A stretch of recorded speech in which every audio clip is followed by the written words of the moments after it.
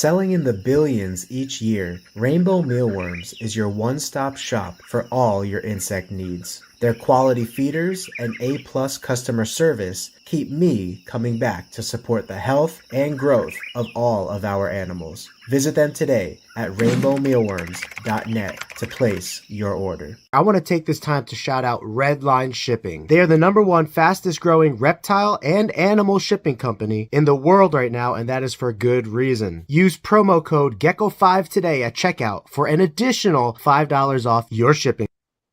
What is going on, everybody? Glad to be here on Breeder Feature Friday. This is a pretty exciting episode for me because we get to interview Denise, who most of you guys know, and I've also been in conversations with over the last maybe few months to a year or so, and just seeing what she's working with, what she's breeding, talking to her about her experience in the hobby. I think it's going to be a fun conversation. I'm sorry, Norman, I forgot to send you out a reminder. Sometimes I text people reminders when we go live, but me and Denise were really trying hard to get her phone to auto rotate, and it just didn't want to go, huh? So we'll have to figure that out another time. It's a senior moment, I guess. You're not alone, Denise. You're not alone. And yeah. I honestly thought I could walk you through it, and for some reason it just wasn't working. So there might be a glitch going on there. No. So anyway, this is perfectly fine. We get to see you and all of your vertical glory. And so we're gonna be good. Why don't you make me look thinner? It probably does. It's right there. But no, Denise is awesome, and we're gonna have a good time getting to know more about her today and her projects.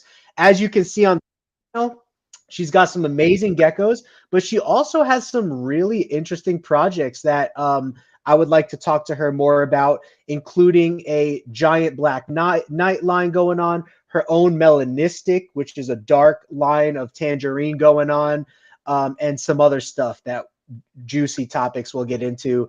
So Denise, why don't you just take a second to introduce yourself and say anything that you'd like to say in starting? Sure. So I'm Denice Ray. I started the Golden Gecko back in 1994 with my ex, Mark Baldell, who is now currently MB Exotics, who does ball pythons. We started, it's kind of funny, I had a few other different reptiles at the time, went to a little expo show and fell in love with this little creature called a leopard gecko. It was just so adorable. I took home probably 6 of them and I got started.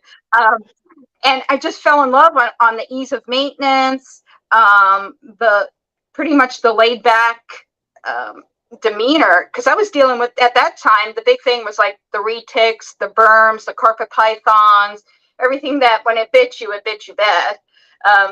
So this little creature just stole my heart. And after dealing with iguanas and whatnot, I kind of ran with that. That must have been tough. 1994 is when we started. Yeah. 1994, wow, okay. And I was down in South Florida. I had my hands in, many of you might have heard of Strictly Reptiles down in Hollywood, Florida. And they were a large importer of all different creatures, venomous as well as your everyday geckos. Some pretty awesome things came through there. I was very fortunate to be able to handpick whatever came through and start different projects with. That's really exciting about Florida, is that's like almost the central hub of where reptiles come in, especially way back when you were first getting into it. And there's a lot of stories of like G breeders talking about picking animals out before it makes it to the general pet trade. That must be super exciting. I mean, the different skinkus species. I mean, I was having my hands on things that you can't even find anymore. It's just, they were coming in by the 100 lots, and I'd be there as soon as the box was open, and I was pulling. And at the same time, I was on the phone with people taking orders.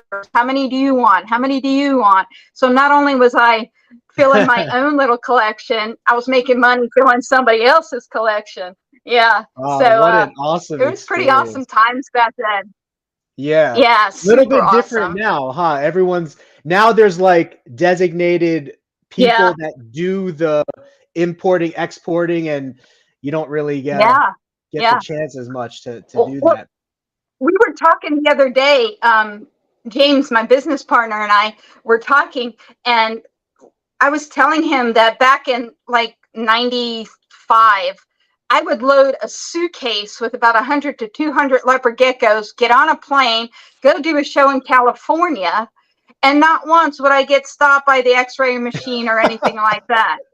I'm going through the airports with suitcases of leopard geckos. Oh my gosh! Now I can't even go through the little thing without my bra going off. So you feel like a terrorist or something when you're in that little machine and they're like, man, what a different time.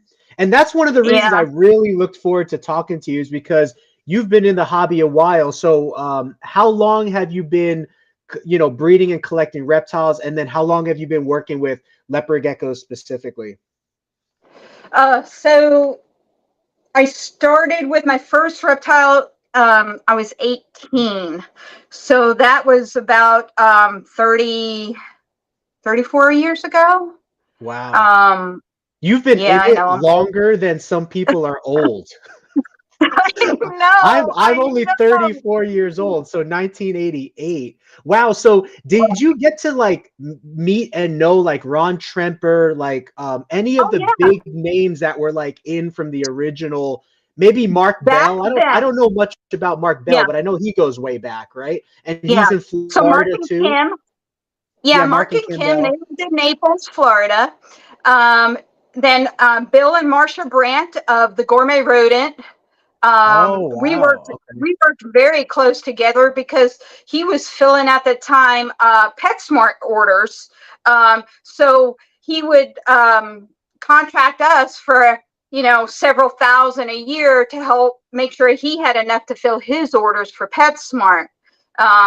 So back in those days, everybody networked together, to make these contracts. And because you never know what your year was going to bring for you. Right.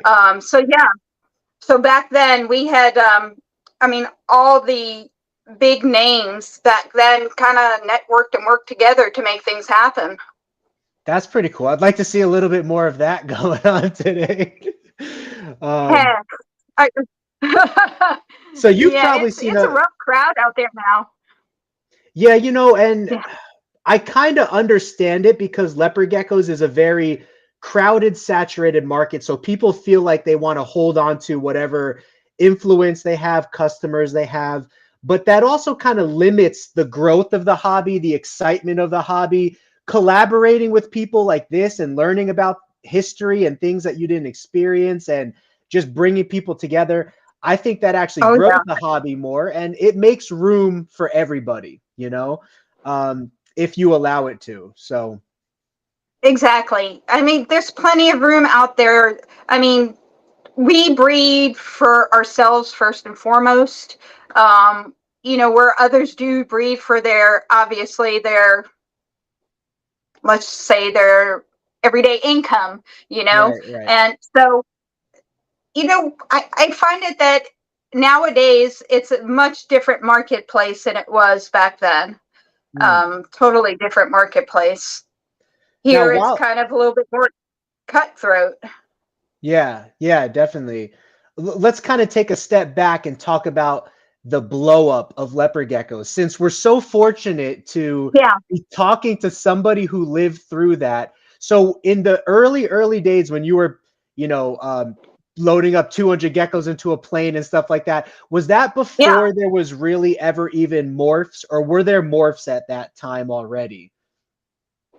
Well, we started off, and it was my goal that when I looked at babies when I was buying them was to buy those that had a lot more yellow and a lot more of a faded pattern, because I felt that I was getting a much prettier gecko than those that were very dark and smutty or whatever, which I would love to have now. But Yeah.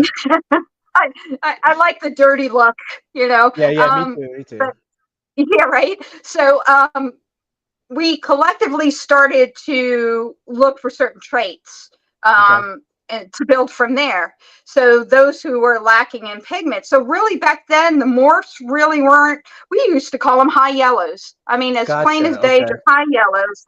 You know, if it had a little orange on the tail, oh my God, that was like the woohoo. That was like the big thing of the day. Oh yeah, for sure. And back in the day, I started getting no head pattern. And then I'm like, oh my God, I'm going to call this a baldy. And then baldy took off like nobody's business. So you were the one that coined baldy?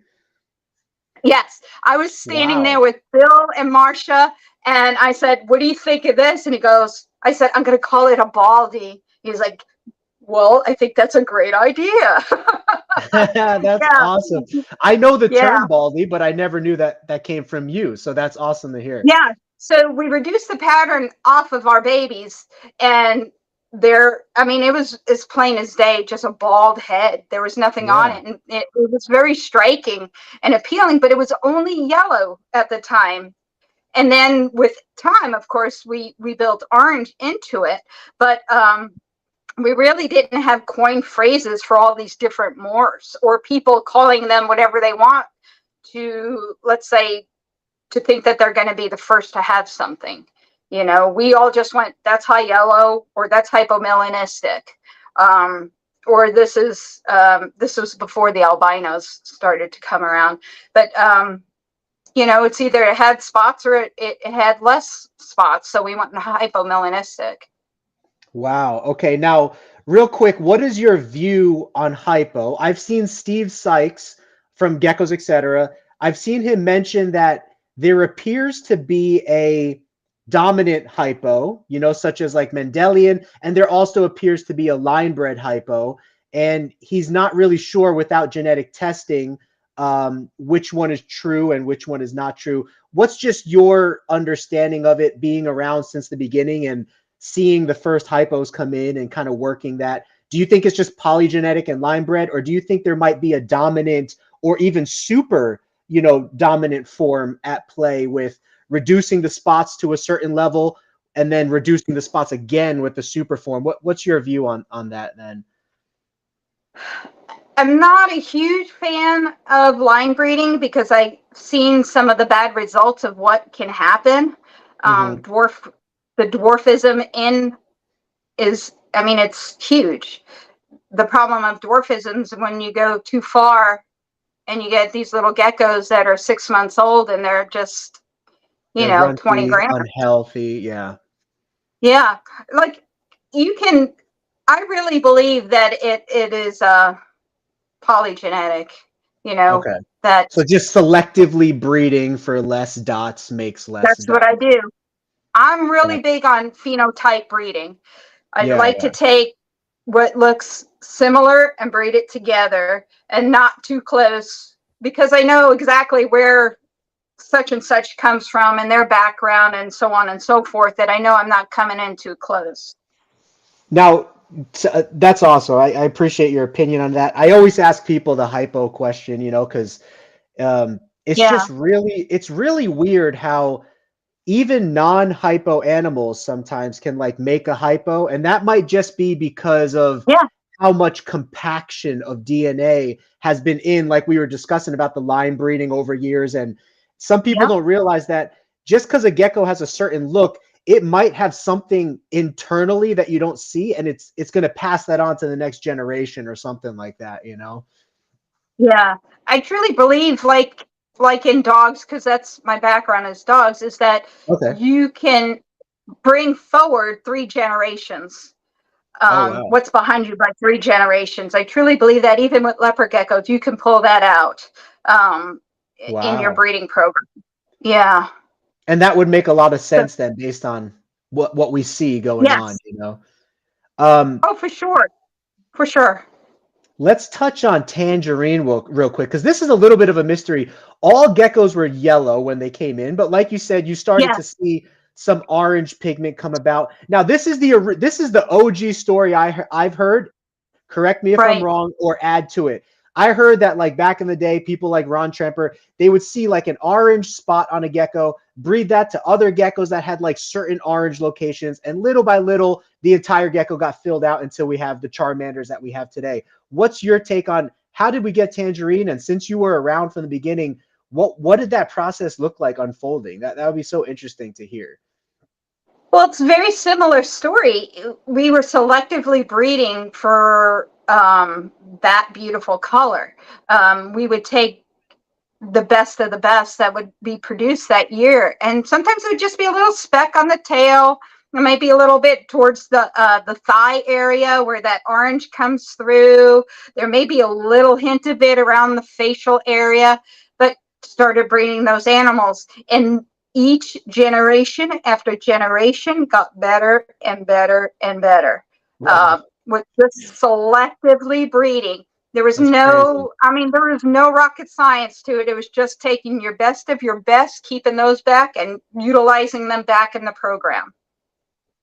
And before you do it, you were like, they're smoking.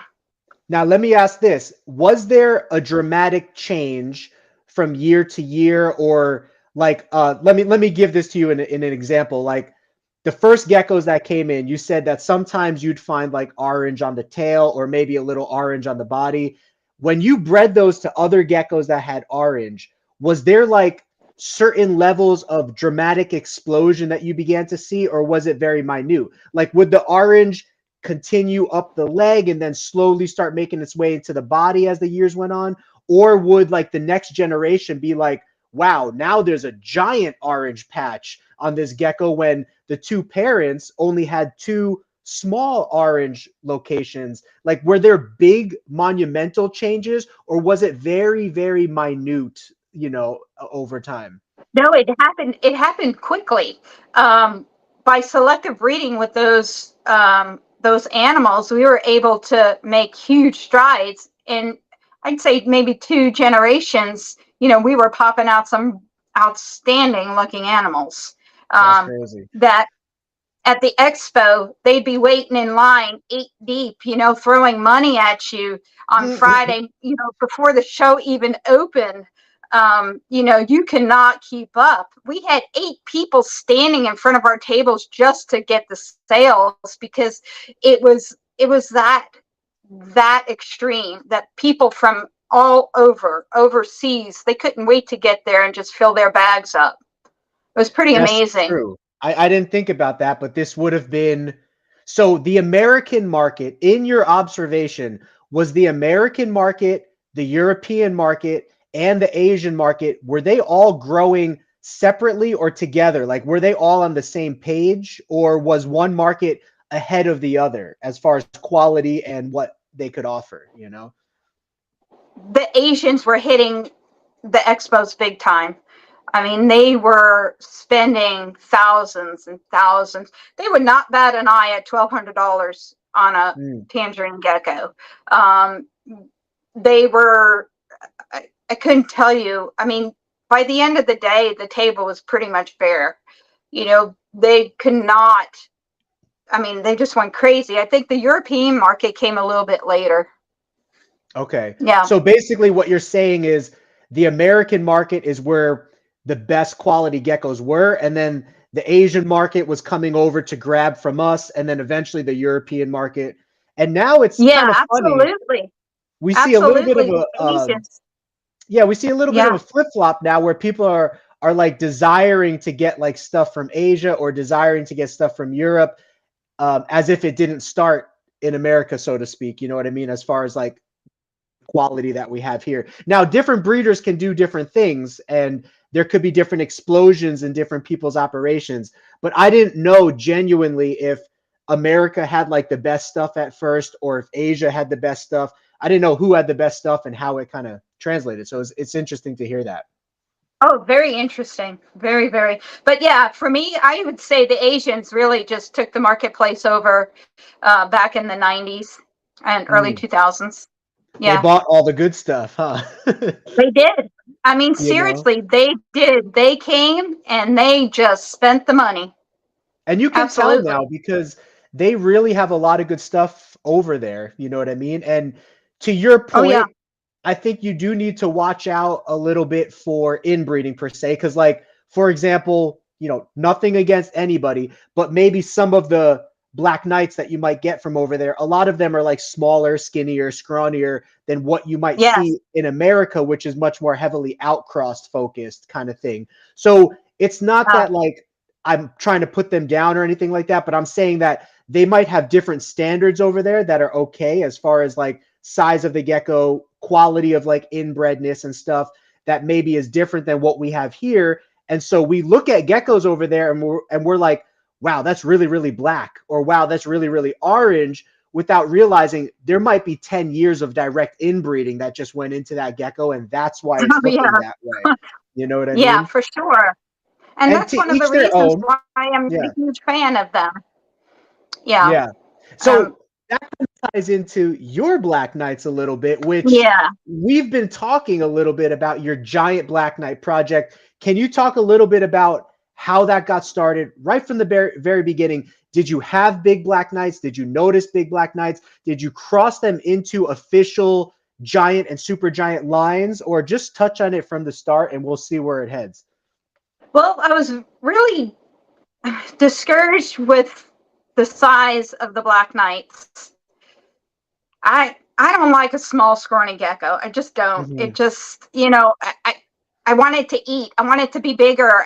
I like big fat tails. I like our girls to be fat and sassy and not these little scrawny things.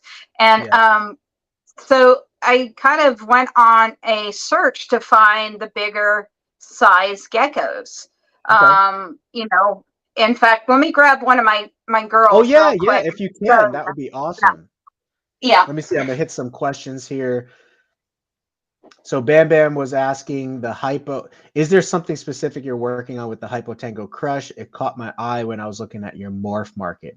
Yeah, so I'll try to get those questions with her. Wow, yeah, I can automatically tell that's a big gecko I'm because trying most to Black get her in Knights. the screen here. I guess Yeah, it's no, not I see working her. as well. Yeah, I see she's her. I see her. she's a big girl. But I'd take my boy out, but he's with a little group of girls. I find that the Black Knights are not Mhm. as Prolific. aggressive breeders. Yeah. No, not as aggressive breeders. And anyway, this isn't working out so well. I could um, see. No, we but got some good shots of yeah, her coming through. You could hold her okay. up to your chest because your chest is centered right now. So just for a reference, that is centered and we can see her that right there. We can see her Yeah. really good.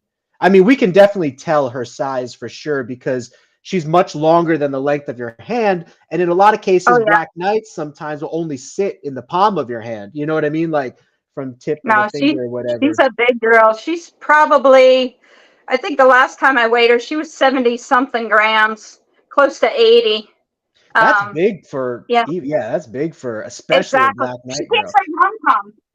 So you She came found from, her first or no, actually, she came from, this is a good story. So, friends of mine from Steve Strasser from back in South Florida, his girlfriend, Janet, had this pair of Black Knights as pets, and she brought them over from Hong Kong.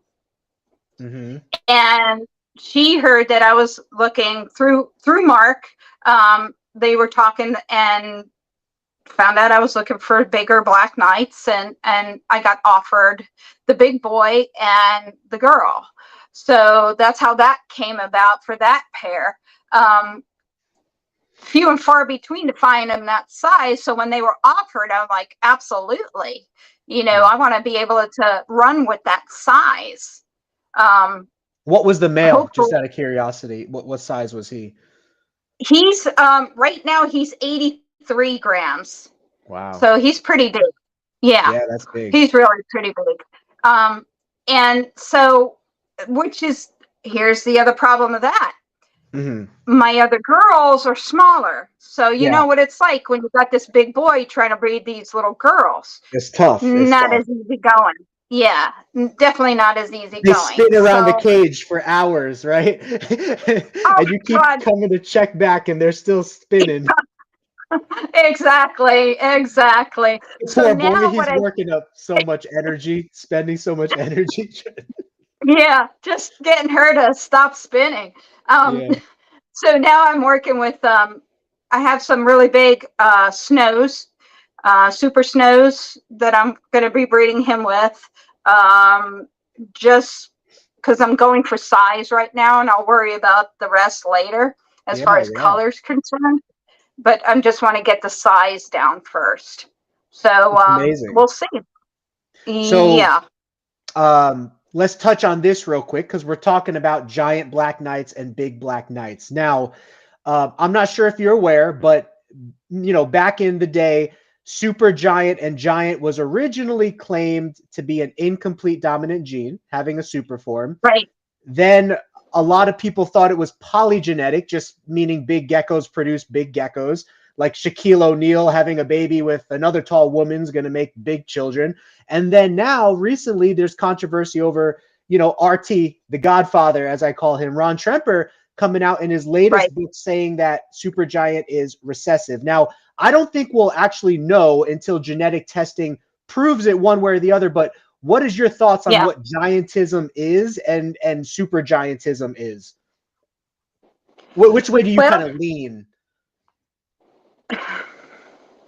I'm more of the, if you breed too big together, you're going to keep producing bigger.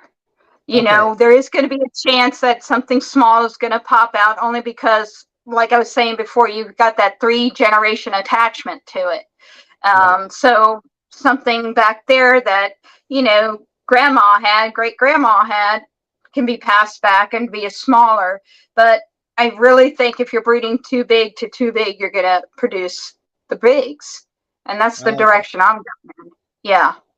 I like your You know, 3 generations back, 3 gens deep analogy. yeah, But yeah, I think the majority definitely. of the hobby leans in the way that you're discussing nowadays.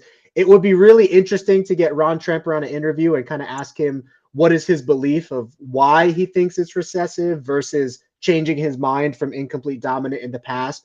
But we'll see. He's a busy retired man, and we'll see if that conversation ever happens. But with genetic testing coming about, I think that's going to be the number one way for us all to identify what things actually are versus not. You know Yeah. what I mean? We just got to No, for wait for that sure. to happen. So, as of this moment now, have you Yeah. tried to breed any of your black knights into quote unquote giant or super giant lineage, or are you just selectively breeding them into large animals? You know what I mean? Well, I've got the giant and the super giant of my bells, Uh-huh. my bell albinos. So yeah, that progress that's in the works. So we'll Nice. see how that produces out. Yeah, I just got my first 2 eggs from that. So we'll see. So you might We'll have see.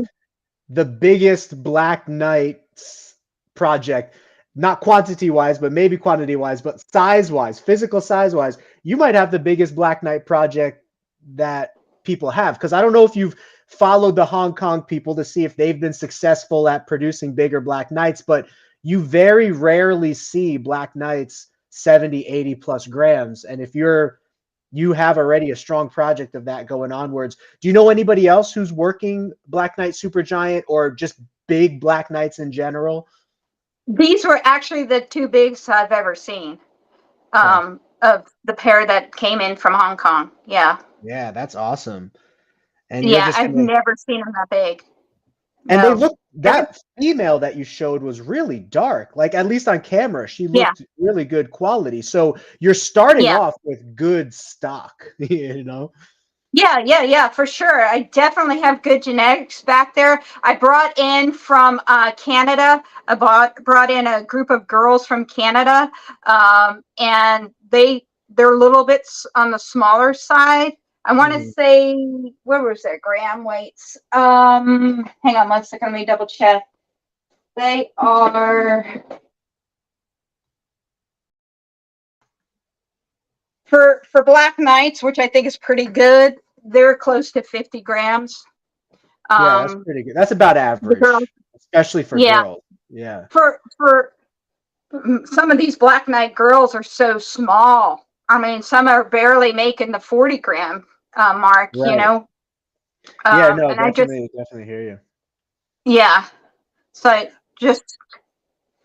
I just prefer to work with the bigger animals. I think they're healthier, they're stronger, and their babies are going to be that much better. Now, I'm not working it into like just super large geckos in general, but one thing I am doing with our black knights here, you know about our Black Knight Afghanicus project, but Afghanicus is in general a smaller animal than like Macularis, Turkmenicus, Fasciolatus.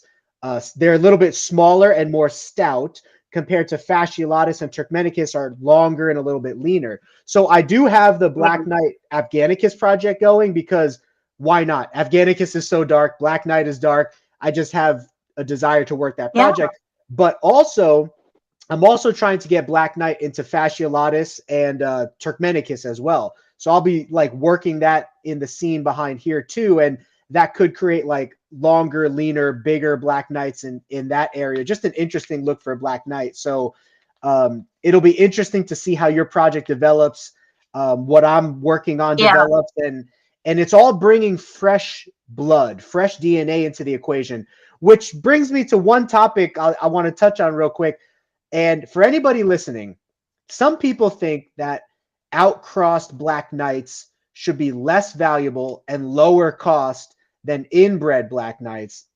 And in my opinion, I think it should be opposite. I think if you can get a high quality, like a deep, dark, and rich Black Knight that is outcrossed and has DNA in it, that's more valuable than getting a small, runty, pure Black Knight that, or well, pure Black Knight that is smaller and more runtier. You know what I mean? So outcrossing is valuable, and I think it's something that should be paid more attention to and like given more honor to, so to speak, especially in the Black Knight project, you know. And sometimes I just see people like, they're like, oh, because that Black Knight's outcrossed. Now, don't get me wrong, visual quality is important, but let's say you have a visual Black Knight that is outcrossed that looks just as good as a quote pure Black Knight that is not outcrossed.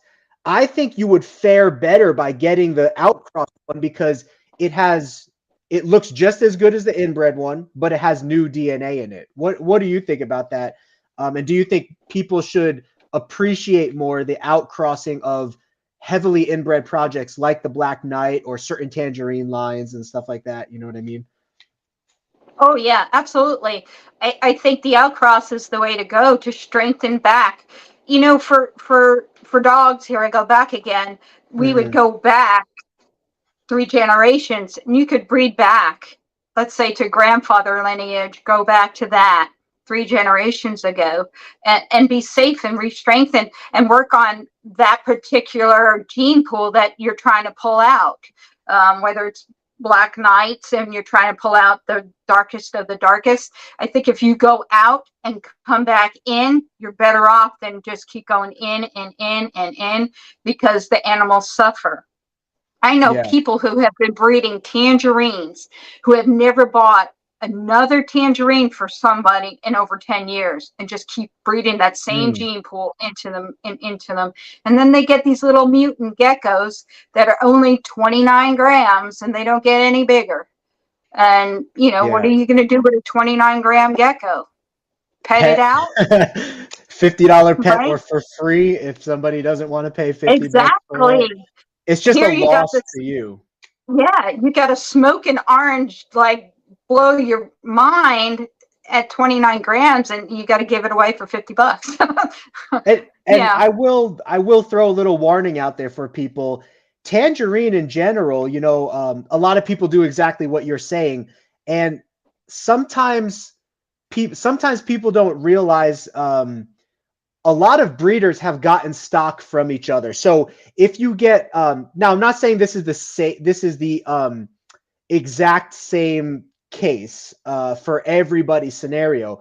But if you get a Tangerine from California and you get a Tangerine from Florida and you cross them, there might be a chance that both of those lines that you got were already came from an original location breeder, like one of the OG breeders that was breeding Tangerine lines. So they might already be related to a certain degree. So you should keep an eye out for generation one.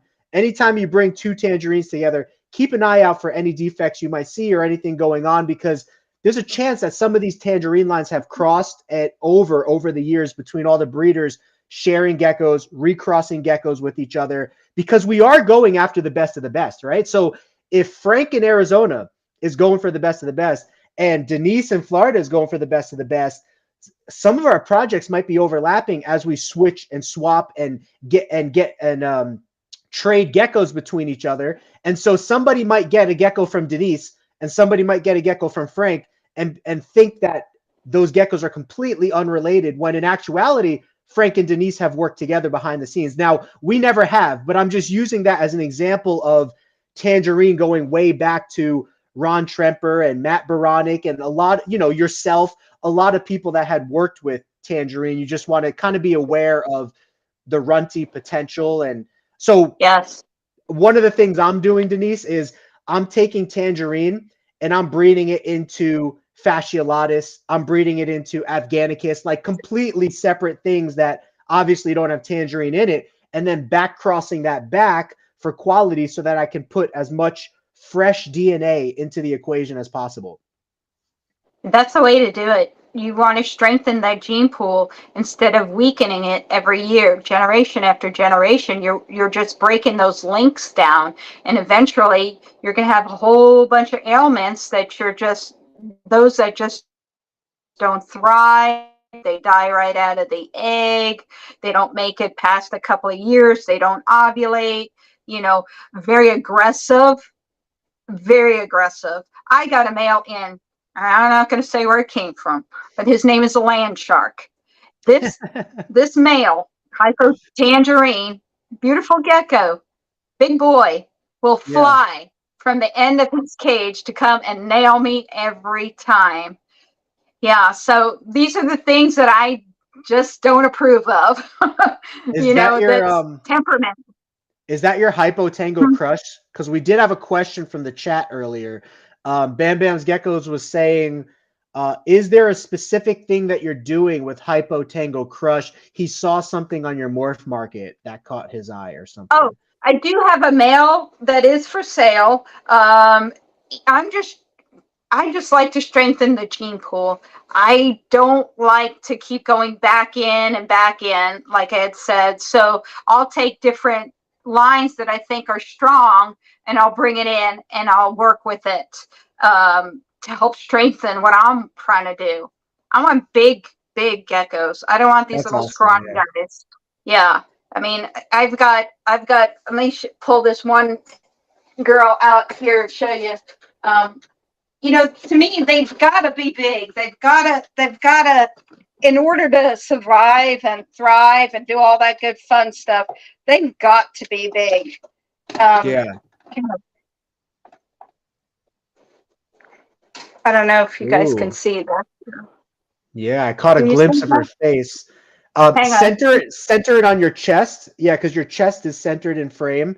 So just think from the chest for. You could bring it closer to the camera, but just where your chest is, bring it forward. Yeah. Yeah, there you go. It's kind of you're backwards on the camera, right? So it's difficult to find yourself. But she's beautiful though. So that's Tremper Tangerine. She's 92 grams. Oh wow, nice. Yeah, she's Tremper Sunglow. Sunglow. Yep. Beautiful. Yep. Now, what size tubs do you keep your geckos in? Especially since you're going for size, what do you feel comfortable to keep a large animal like that in? Is it 12 quart? Is it 28 quart? What do you keep them in? Well, all my girls are raised individually. Nobody is cohabbed.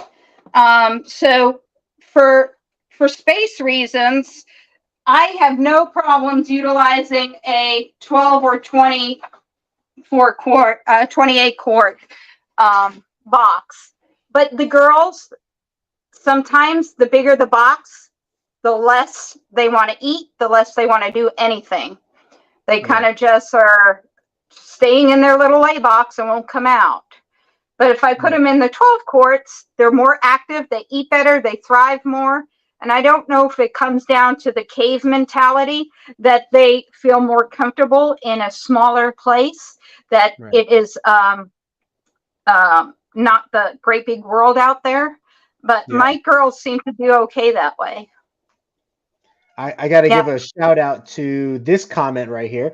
Lone Steel Wolf said that they don't normally watch live streams, but this is a hard one to miss. And it's great information about the projects, and they are Team Leopard Gecko all the way. We should create a hashtag, Team Leopard Gecko, and everybody who's Team Leopard Gecko can just share in that hashtag, and we'll have thousands of gecko pictures in Team Leopard Gecko. Because I think we all need to Wouldn't that be great? That would be great, you know. I think there's a lot of issues in the leopard gecko hobby that people can overlook. You know, for example, there's people who cohab, there's people who hate cohabbing, there's people who,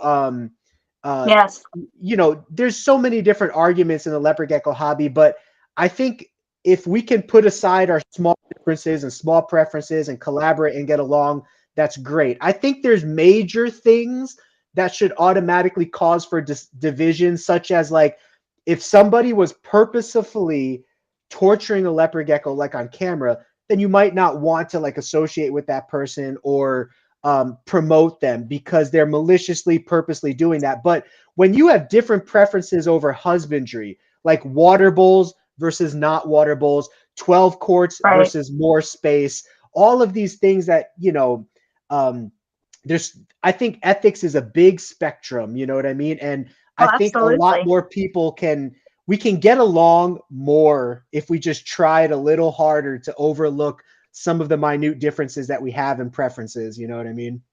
Yeah, because what works for you may not work for me, or vice versa. I mean, you know, I find that this is what works for my group. In all these years, I'm not going to change it. Now, way back in the day, when I was producing thousands, then I had a cohab, you know, had rooms and rooms of geckos cohab together. I had a whole walk-in closet full of eggs, but that's what you had to do back then. If you were, it was crazy. I saw that flashback picture. If you're going to produce, oh man, that was insane. Yeah, a whole closet of eggs. I mean, if you were going to produce those numbers, that's what you needed to do.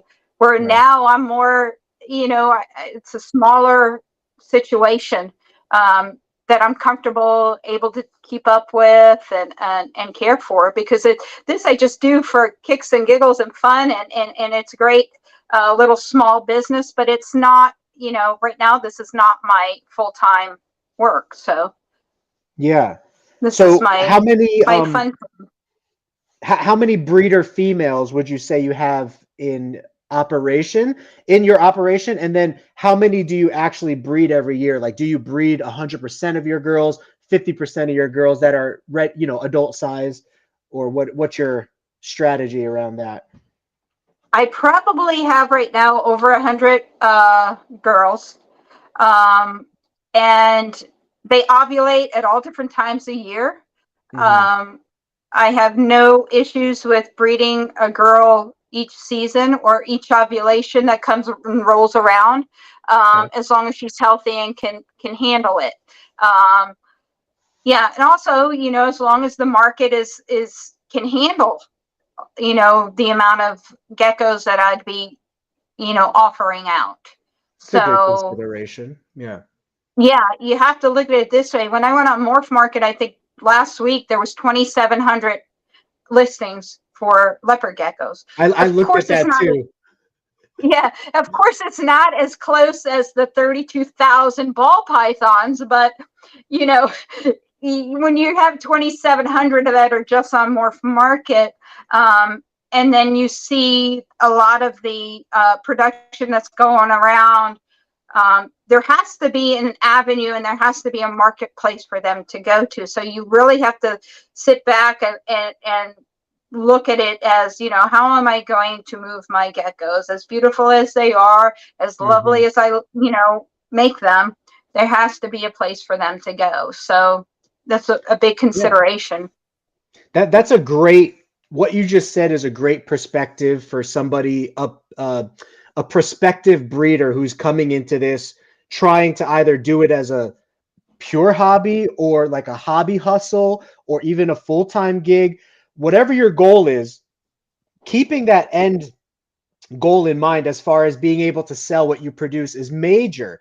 Otherwise, it's taking up heat, electricity, space, food, time, money, resources. I literally pay, well, okay, not right now. Our structure's a little different, but Brooke was taking care of our lemon frost observation rack, which I'm sure you know about my lemon frost observation rack. It's a rack of maybe about 60 or 80 that are outcrossed, fasciolatus, turkmenicus, afghanicus, that we're observing. I can't do anything with those geckos because I am observing them. So I literally pay somebody whatever it was, like $50 for that entire rack for her to clean, or $60 every week or every 2 weeks, just to take care of animals that are sitting on a shelf, not generating any revenue for me. Right. Now, multiply. Now, that's my specific example, but that could be brought into any animal that's not generating money for you. It adds up. If you produce 100 animals, like one leopard gecko might not be too much extra to take care of.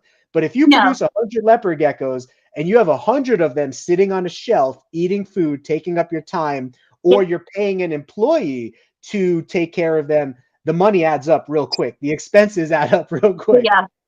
People don't realize, like I work full time, and then I come and spend maybe 6 hours a day after working full time at night, taking care of babies, feeding, checking for eggs, checking all my heat sources, and that's every day. So you have to be able to devote that time, and you can't skip. They need to eat, they need to be cleaned. So yeah, there's a lot of dedication that goes into it. People don't realize that. I love watching Shark Tank, and because I think all of us who are in the hobby as breeders, we're a little bit of an entrepreneur in a way. Like there's a desire for us to grow and share and make network and all that kind of stuff. So I love watching Shark Tank, and sometimes I think to myself, how nice would it be to just have a product that could sit on a shelf that doesn't need to be cleaned or fed? You know what I mean? Like that's the struggle with our business. Our business model requires for us to make sure we prioritize the care of a literal animal instead of marketing, customer service, sales, which is very demanding, but you need to put the care of the animal, the breeding. There's a lot of thought process that goes behind breeding, right? Sometimes you think for hours and hours and hours what geckos you're going to pair with other geckos. That's all stuff that a normal business does not have to think about, that we do have to think about as animal breeders, For sure. I went away last year I went to Alaska on a cruise. I see your shirt. there it is. And it was the greatest thing. You got to do it. But God bless James. James doesn't know much about the geckos, but he was willing to help out. Well, here I'm having a huge hatching out, and I'm on this boat, right? Oh no! And he's got to catch the little babies and put them in their little houses, right? And while I was gone, I come to find out that when they scream at you, it's a little scary for somebody who's never messed with geckos. Well, he was taking a little spoon and spooning them up with a big ladle and putting them into the little boxes. That is a hilarious story. Yeah. So when people say, I'm going on vacation, sometimes I say, well, what is that? What is that? I'm going to keep the spoon idea in mind, though, if that ever happens. Oh, yeah, that was smart. It hit me real hard when I was, so before I was in the hospital, I was already making plans to have people in my organization here do what I can do. Because if only you can do what you can do, if only you know how to care for the geckos, set up the geckos, market, breed, all that stuff. If only you know exactly what needs to be done and how it could be done, you're in trouble if something goes wrong with you. And that hit me big. When I was in the hospital, I was out of commission for at least a week. And thankfully, I was already training Jonathan, training Brooke, I was going to say training my wife. She would not like saying, but you know what I mean? Like delegating, delegating those responsibilities into other people's hands and not being such of a control freak over that kind of stuff, which we are as breeders. We're control freaks over that stuff. But the more you can learn to train others up and relinquish that control, the more smooth your operation is going to be, and you're going to have more time for marketing, sales, research, development, all that other stuff that maybe you wouldn't have time for. And eventually you even need to train somebody else to do marketing, sales, customer service. Like you need to put that responsibility into other people's hands in case something happens to you, and that'll make the business more successful. You have to teach the business to be successful without you, I guess is the best way to put it. And that's very difficult for us reptile breeders to do, right? Because we're all control freaks at the end of the day. Oh, absolutely. Absolutely. Because, you got to be sure the water bowl is on the left and the mealworms are on the right, because if it's the opposite, I'm going to freak. It's that kind of thing. Had that discussion with Brooke 2 minutes ago. I was like, look, Brooke, this is why I like the water bowl here and whatnot. And she came up with a solution to put the water bowl where she likes it, which is acceptable to me. And I'm open to that. I realize that at the end of the day, if you're going to delegate responsibilities to others, also give them the freedom to come up with a better mousetrap. Give them the freedom to come up with a way that works good for them, that's still acceptable for you. Like, be open to change. It doesn't always have to be your way, as long as the animals don't suffer or things get done to the quality that you're happy with. It's okay if someone has a little bit of a different method of doing things. And, Brooke is always very vocal about new ideas that she has. And some of those ideas, I have to tell her, look, I don't like that idea so much. Others of those ideas, I tell her, you know what? Thanks for sharing that idea with me. That's actually a really good idea. I never thought of it that way. And this is why two heads are better than one, but as the boss or as the administrator, you have to figure out which ideas are going to work and which ideas are not going to work. And you also have to have the ability to say, no, thank you, or I don't prefer this, if that's the case, because I'm such a people pleaser. It's so easy for me to roll over and just say yes, yes, yes to everything. But when it comes to the animals, I'm so nitpicky. I'm so particular about why I do things the way they are. I've made mistakes. It floods the tub, right? Like if the bowl is a certain way, the gecko steps on it a certain way and it floods the tub. And so that's why it has to be over here. And so like I've made my mistakes, and that's why I have my systems, but I'm not perfect. And there's other people can come into your organization and offer you criticism or different ways of doing things that might work out just as well or even better. And if you're open to that, your organization will be better in the long run, No, that's agree. Yeah, absolutely. I totally agree. On the breeding thing, because I meant to ask this to you, you have a lot of experience breeding girls or breeding geckos. Yeah. You've bred animals in all different ways. Like we were talking about group breeding, individual breeding. I too prefer individual breeding, but at the amount of animals we're breeding now, I just have to do the group breeding. But what about size? In the 20 years that you've been breeding, what can you talk about? Share some tips and wisdom with us that you have as far as a girl could start ovulating at 38 grams. Do you prefer them to be full grown?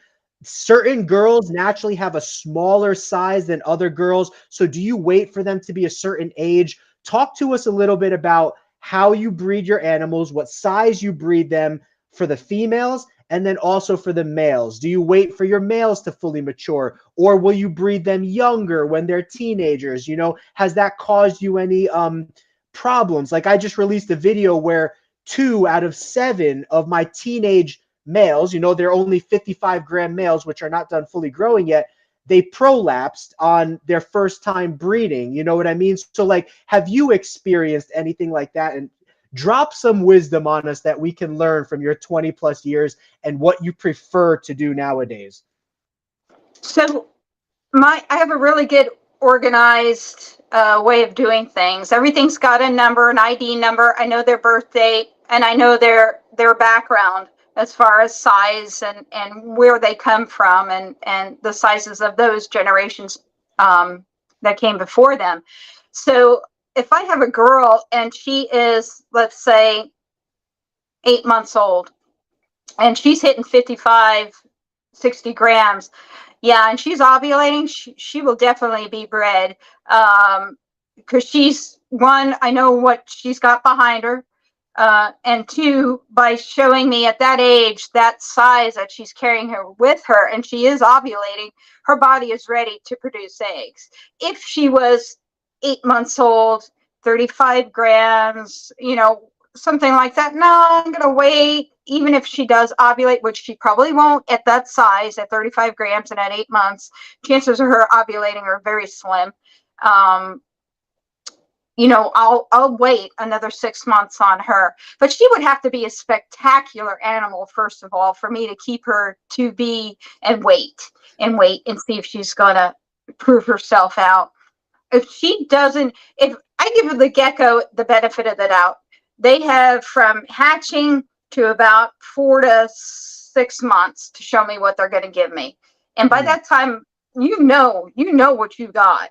I mean, for sure, they're either going to be smoking or they're going to be And if they're they're going to get on a plane and go somewhere, and if they're spectacular, they'll be held back and then they'll be bred back to the group that we're going with. But a male, I have no problems breeding a younger male at 35 grams. Ooh, even 35. Huh? Yeah. If he only gets introduced to one female and he'll have a week off, he won't go from girl to girl to girl because it's too much. It's just too much on a young male like that.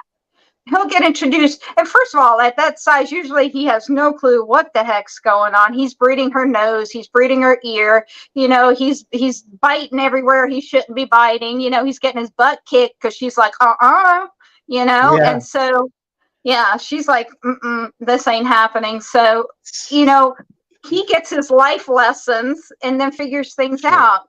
So usually by that following week or 2 weeks, he's like, okay, I got this. I know what I'm doing.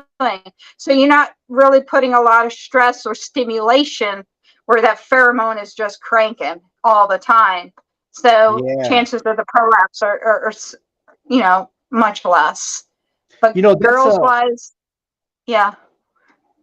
I was just going to say that's a great point real quick about the pheromone thing, because I was going to make a completely separate video on this, but when I was experimenting raising younger geckos in groups, I had some TSM geckos, temperature sex males, that I was raising in a group of, I think it was 6 of them in a 28 quart tub. Now, I was very busy over here, so I let them stay together a little bit longer than I should have. And they were probably 3 to 4 months old, and already, like you said, they're already pushing that 30 gram, kind of sexually mature teenager status. And there was a couple prolapses in that group just from all males being together, because there's a lot of pheromones. They release to scent their area and stuff, and sometimes when they're underdeveloped, they have problems getting it back in, kind of thing. So I learned my lesson there to really make sure I'm on top of that. But the whole pheromone thing, real quick as well, and I'll let you get back to your thought, is just to clarify too, the 2 males that did prolapse on me, they're perfectly fine now. I just, kept them clean, put them on some water, they retracted, they're good.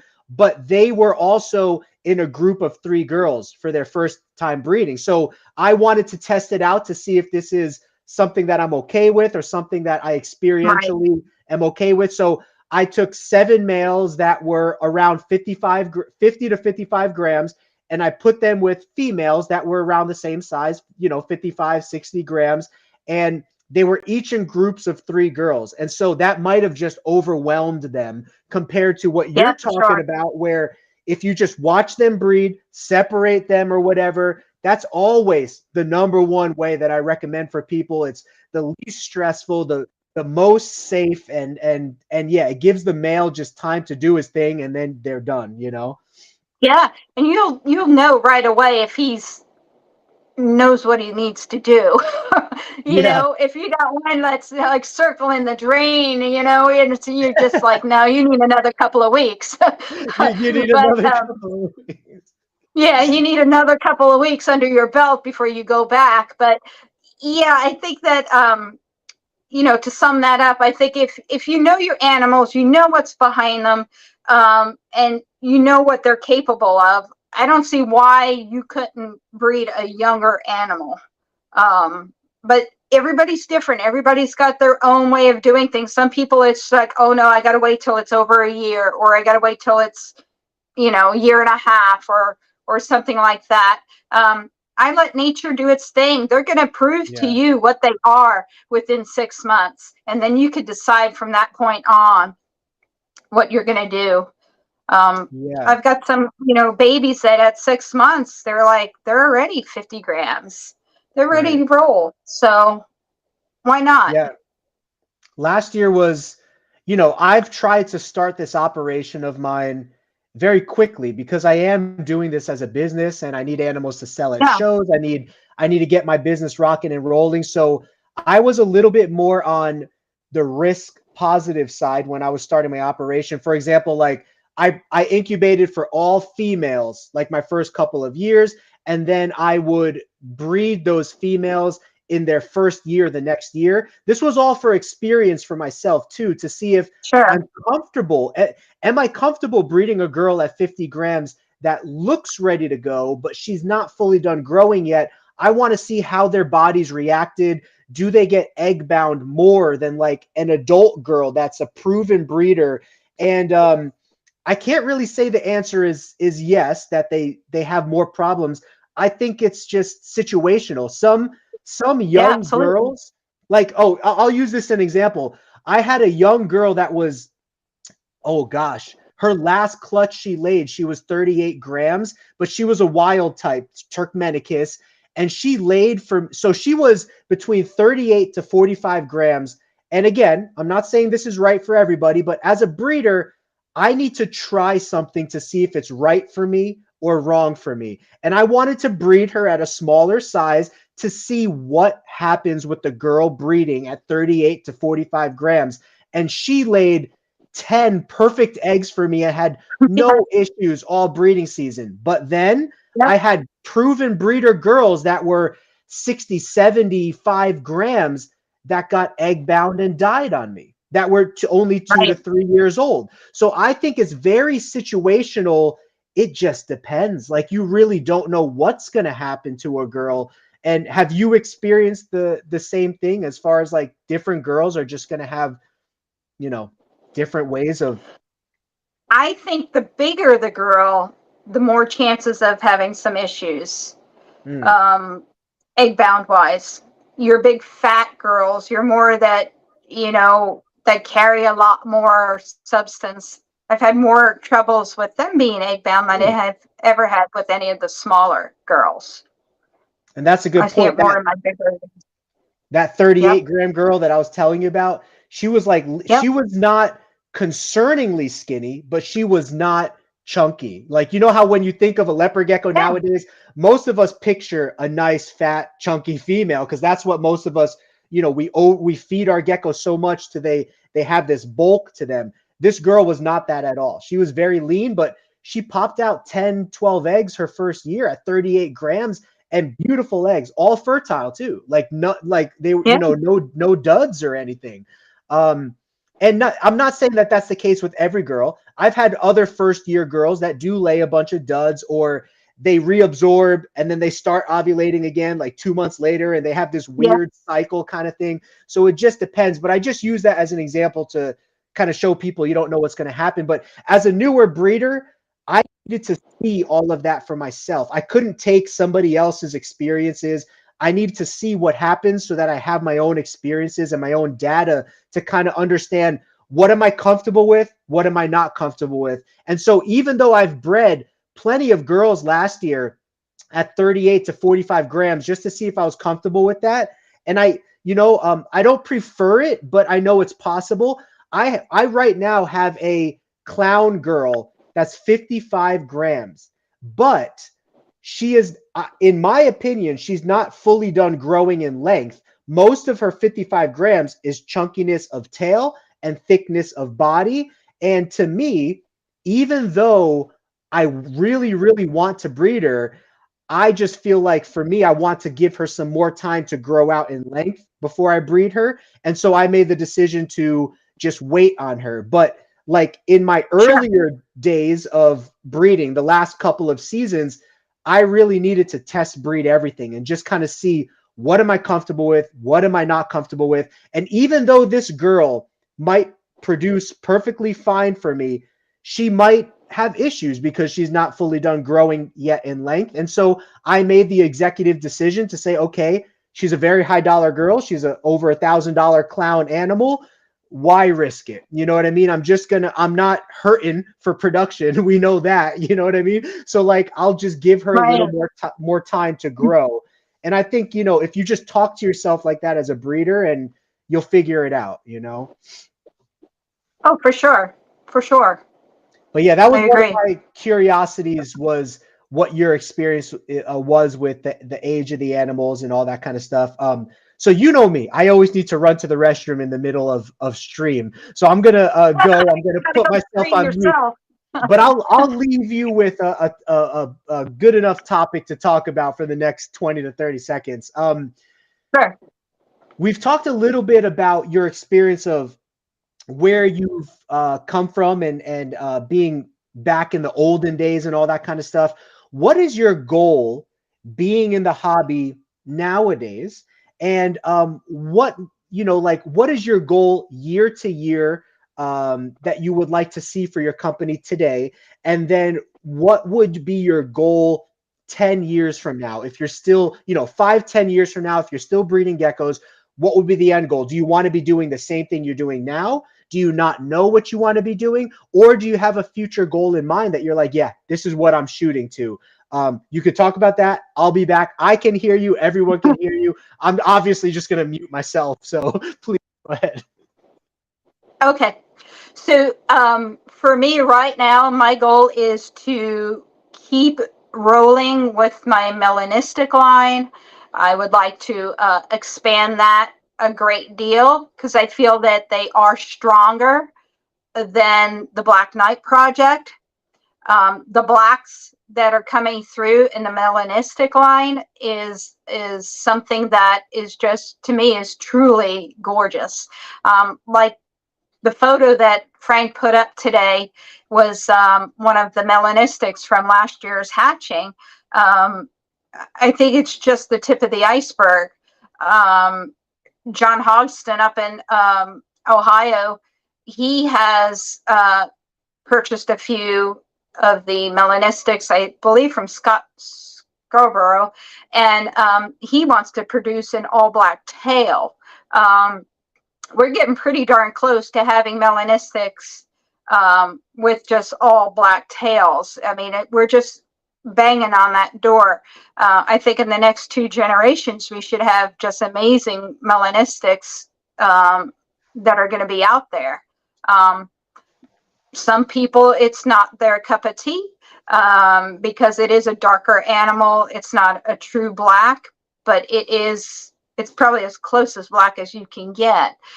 So that's my future. I believe for me, that is my future.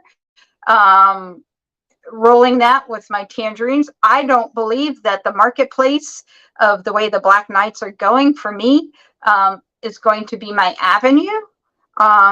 Though I'll always be working with it. I just don't, for me, I don't believe that's going to be the avenue that I'm going to pursue. In 5-10 years, I think it's going to be an amazing animal that will be offered. Last year's production of them was very good. I've got one super male that will be rolling back into the gene pool. probably he'll probably go back in 2 generations, go back into that gene pool, as I say in the 3-year program, 3-generation program. So, as far as business rolling to the future, you're always going to have a marketplace for the most gorgeous tangerines. That's hands down, to me, the most gorgeous animal. There'll always be the bigger and the brighter animals always going to have a marketplace. So that's my direction. That's where I'm heading in the next, 5-10 years, however that rolls around. That's awesome. I don't know why, for the first time ever, my headphones did not work through the door, maybe because they have weak batteries. So I kind of missed the first part, but I'll just touch on the last part that you gave here. Quick question. Yeah. When we're talking about the 3-generation rule or whatever the case is, can you break that down a little bit more? So how does that, what do you mean by that exactly? If you could just describe, yeah. So I'll take, let's say, an offspring. Let's say I hatch out a baby this year. Mm-hmm. I'm going to wait 2 generations before I go back into that bloodline from where it came from. So I'll take that baby and I'll cross it out to an unrelated. Then I'll come back into that line with that color or that size that I'm looking for and strengthen that and bring it full forward. And it produces some amazing animals. Okay. So you're line breeding, but you're not inbreeding. Right. That's the thing. Most people are doing are inbreeding. Most people are inbreeding. Mother, yeah. Right. Father, daughter, and that's inbreeding. Line breeding is much different. Much different. So does that mean that you have different Black Knight males and or females that have already been bred to different lines? Or you started with that one pair, right? Did you breed them to separate lines and then cross those lines back to each other, or? So it's like a 3-year plan, more or less. So if I was to take that group and bring it back in, let's say right now, if I come back into, my worry is that if I start taking my big babies and breeding them into each other and then into each other, I'm going to get the reverse of what I want. I'm not going to keep getting bigger. I'm going to keep getting smaller. And that's what happened with the Black Knights. You keep inbreeding. That's where dwarfism comes from. Look at bulldogs, French bulldogs. It's a dwarf breed, and when you're dealing with dwarf animals, you keep breeding them together, you're going to get some really mutant little geckos. And that's not what I want to do. I want to go do the breeding and then wait 2 generations out, come back in, and then to solidify that.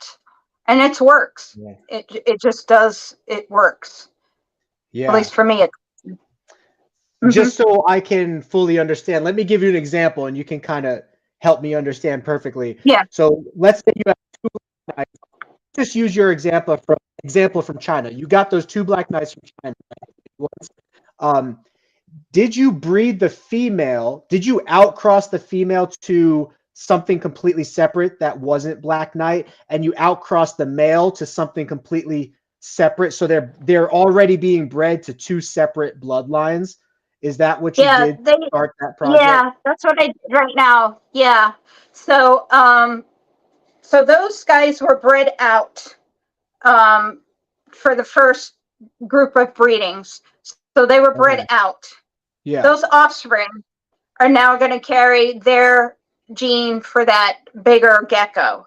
Right. So that I could take that and bring that back to them without being too close into that 3rd generation. Okay. So you know what I'm saying? Yeah. Once you have one offspring, the mom is producing babies from a separate line, then the dad is producing babies from a little bit of a separate line, even though those 2 are kind of related, right? The one the Chinese gave you, they're related to I each other don't know technically, or you because don't know? I don't know because there was very limited information when I got it. Yeah. Okay. So Well, knowing I the Black Knight project, maybe we could have just hypothetically right. assumed that they are related. I would have It, to believe so. and so the Yeah. generation one babies from each of those offspring, they're going to be kind of like half dark now, right? Because they were bred to like a non-Black Knight, right? Or I could show you a baby. Hang on a second. Let me pull the baby. how long ago did you pull the China couple in? I'm sorry. I'm thinking this is like 10 years ago you pulled this line in. You might have pulled it in much sooner than that. Yeah, it wasn't. What is that? 2 years? 3 Oh, years? so okay, so you really haven't had time to fully work it out yet. No. I thought for some reason you had this project like 10 years or something like that. Uh-uh. Can you see her? Yeah, very nice. So that's a generation one baby? Yeah. And that came from a Black Knight crossed to a non-Black Knight? This is Black Knight to my darkest melanistic. Tangerine line? There we are. In there. There we go. So anyway, yeah. Now I've got others that popped out that are lighter. Right. Too. So I have kind of both ends of the spectrum. So all you have right now is Gen 1, though. You don't have Gen 2, whatever that would be. No, not as of yet. So Gen 2 is in the incubator. What is Gen 2? Did you take Gen 1 offspring and cross them to other Gen 1 offspring? Or did you outcross them even further to more of your melanistic tangerine line? You know what I mean? Yeah, because the melanistic tangerine line came from Tangerine. It had no bearing at On all, Black no Knight. influence from Black Knight at all. And that's where people got confused. Everybody keeps saying, oh, you use Black Knight to make those. And I sure did not.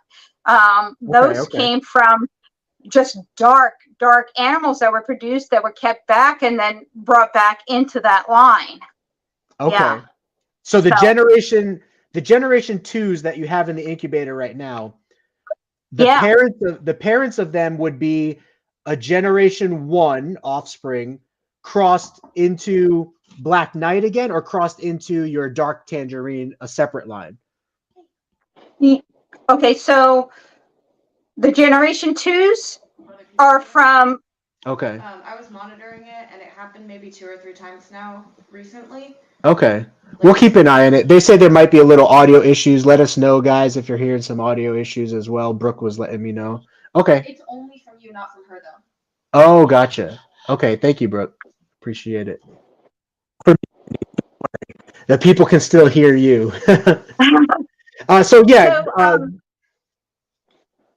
Okay, so generation one, that was taking the two parents, the big girl, big boy, and those were bred to the melanistics to bring those down. So those offspring, once they get to be sizable enough this year, they'll go one more time into dark melanism. Okay. Those babies produced from that are coming back into that Black Knight. Okay, so the Gen 2s that you have in the incubator now, is that already that's already in the incubator? So that has already happened. Generation 2 is already happening. Yeah, right that's now, starting now. Yeah. Wow, we just started really getting ovulations. Yeah, we just started getting ovulations. So I like that. Yep. That's a good system. We're going to call that the 3G system. The 3G, yeah. That's but too here's close the to thing. everybody else's G's. Not everybody has as beautiful of a melanistic tangerine line as yours. So people will have to, well, not have to, but they choose to cut corners. Like, for example, I'll give you what I do is I take a Black Knight, I cross it to a Super Snow or something, right? Something unrelated to Black Knight. And then I take those babies, you might not like this, but I cross them back to Black Knight or back to their dad, and it creates super dark babies. Now, this is not necessarily making bigger animals. It is diversifying the genetics a little bit, but it's not as good as what you're doing. But not everybody has what you have, which is great. Your dark melanistic line, that's super great, because the generation 1 that you showed me, that is so nice compared to what most generation 1 outcross black knights would look like. You know what I mean? Yeah, so you're taking a truly melanistic animal, and bringing it back into that black. Yeah. I mean, it's a good cross. So we'll see how it works out. I think you have We'll a super cool, you got a super cool project there regardless. And I'm definitely going to keep tabs with you. We'll have to check in again next year and see how, Gen 3 is looking and all that kind of stuff. But it would be great to see the progress of that. So you would ideally like to be doing this for the next 10 years. You think Tangerine will always have a strong spot, which I agree. I think everyone loves a Charmander, right? Everyone loves an all-orange gecko. Definitely. The brighter, the better. I mean, the more we could get to red, the better. Yeah, definitely. Would you ever like to go to a brick and mortar store? Would you like to just stay at like the 100 females you have, or would you like to do more? Do you have plans on leaving the company or the business to children, friends, and family, anything like that? Like how do you view the future of Golden Gecko? Well, this is my retirement. This is what I'll do from here on out once I'm done with my dog venture, because that's what I do. So once the dog showing and all that winds down, I will be just doing geckos back again full time as my retirement. That's my 5-year plan. In 5 years, I'll be just doing geckos solely. We have big plans, and we're just going forward with that. So you mentioned you mentioned a business partner by the we, right? So you have, is it like 50-50? Like, are you both contributing work? Is one person like contributing work and the other person's contributing money, or how does that relationship work? Well, I'm the worker bee. Yeah, it's actually James is who I work for. He's the top winning French Bulldog breeder in the country.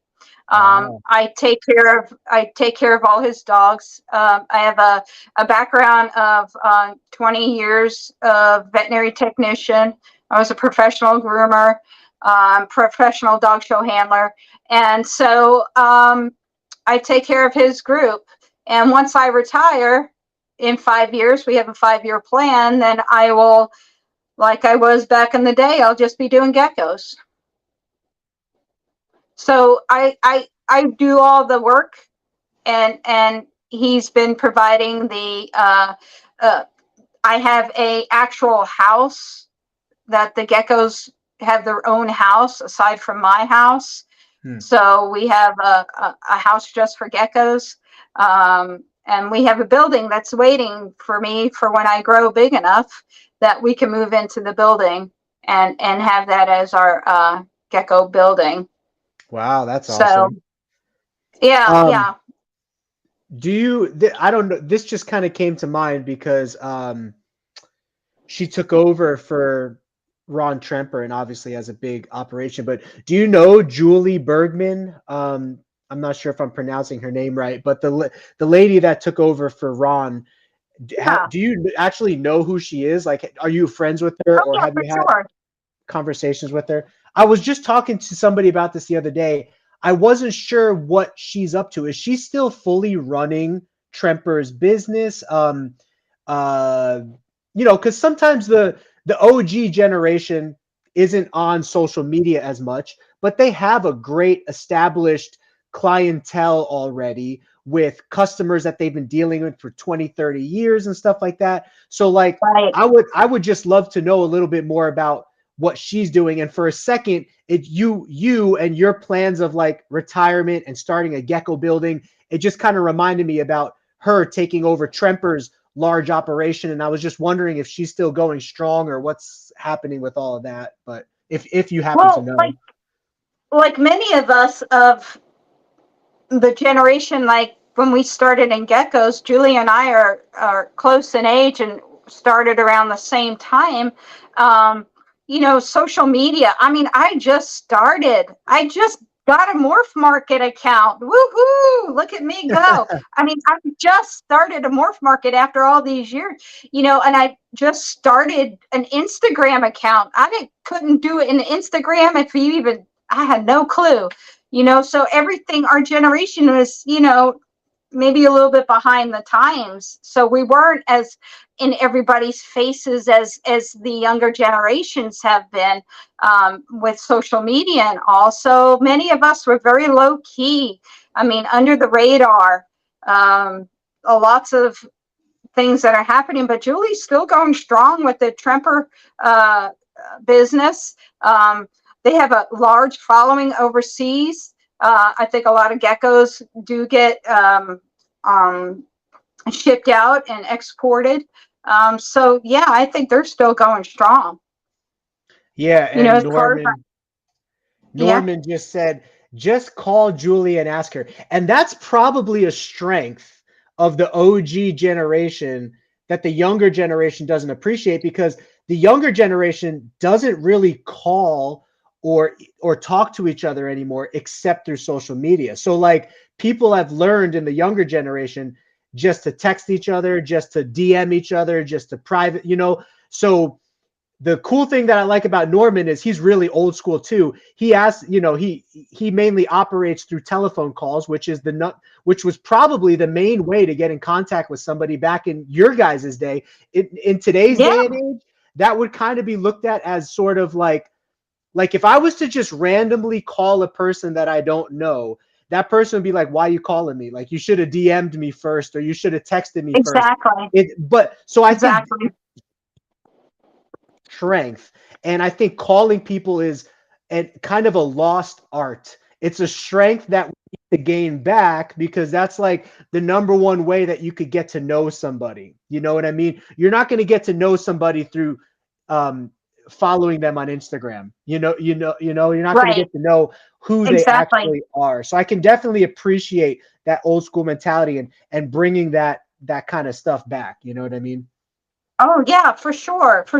I mean, let's look at it this way. Now everything is in your face online. I mean, years ago, and I have to be real, I pat myself on the back for this one, and I hate to do that, but we were actually the first ones who ever posted pictures of geckos with their age, birthday, gram weight. This was before kingsnake.com put them online, and no sooner within an hour you put 30 geckos up, 30 geckos are sold. You could not keep up with it.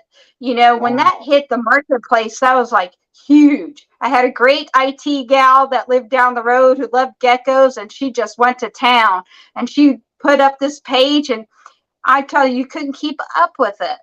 But nowadays it's quite the opposite. You could put them up all day long. You may get a hit here, you may get a hit there. But it's just a different world, different generations, as you say. Yeah.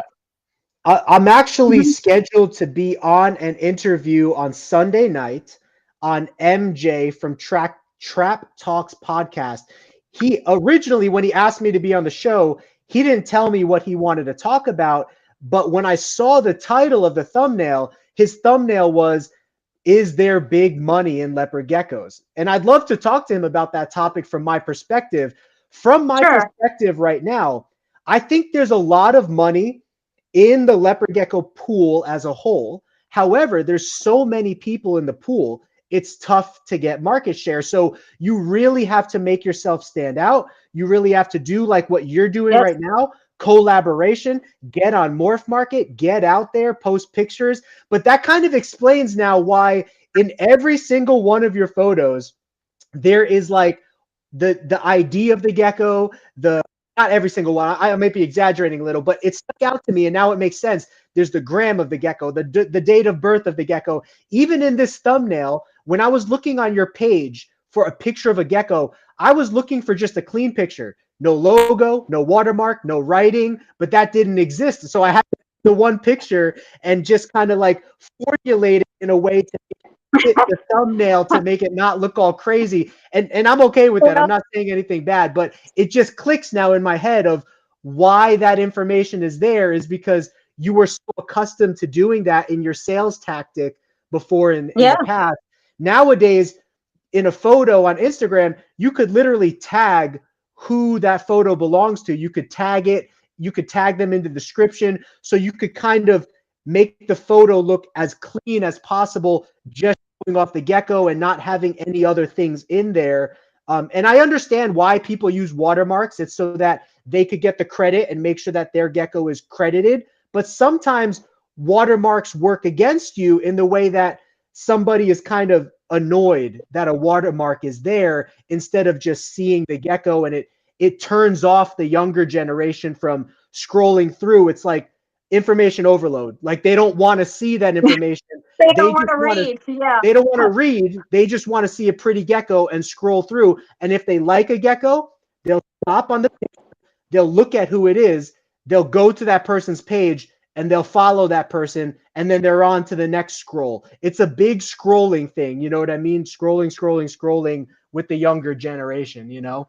Well, the reason that I had been putting also the little gecko logo on there is when I came back to doing social media, no sooner did I start putting pictures up that, you know, these overseas people were taking the pictures and posting them as theirs for sale.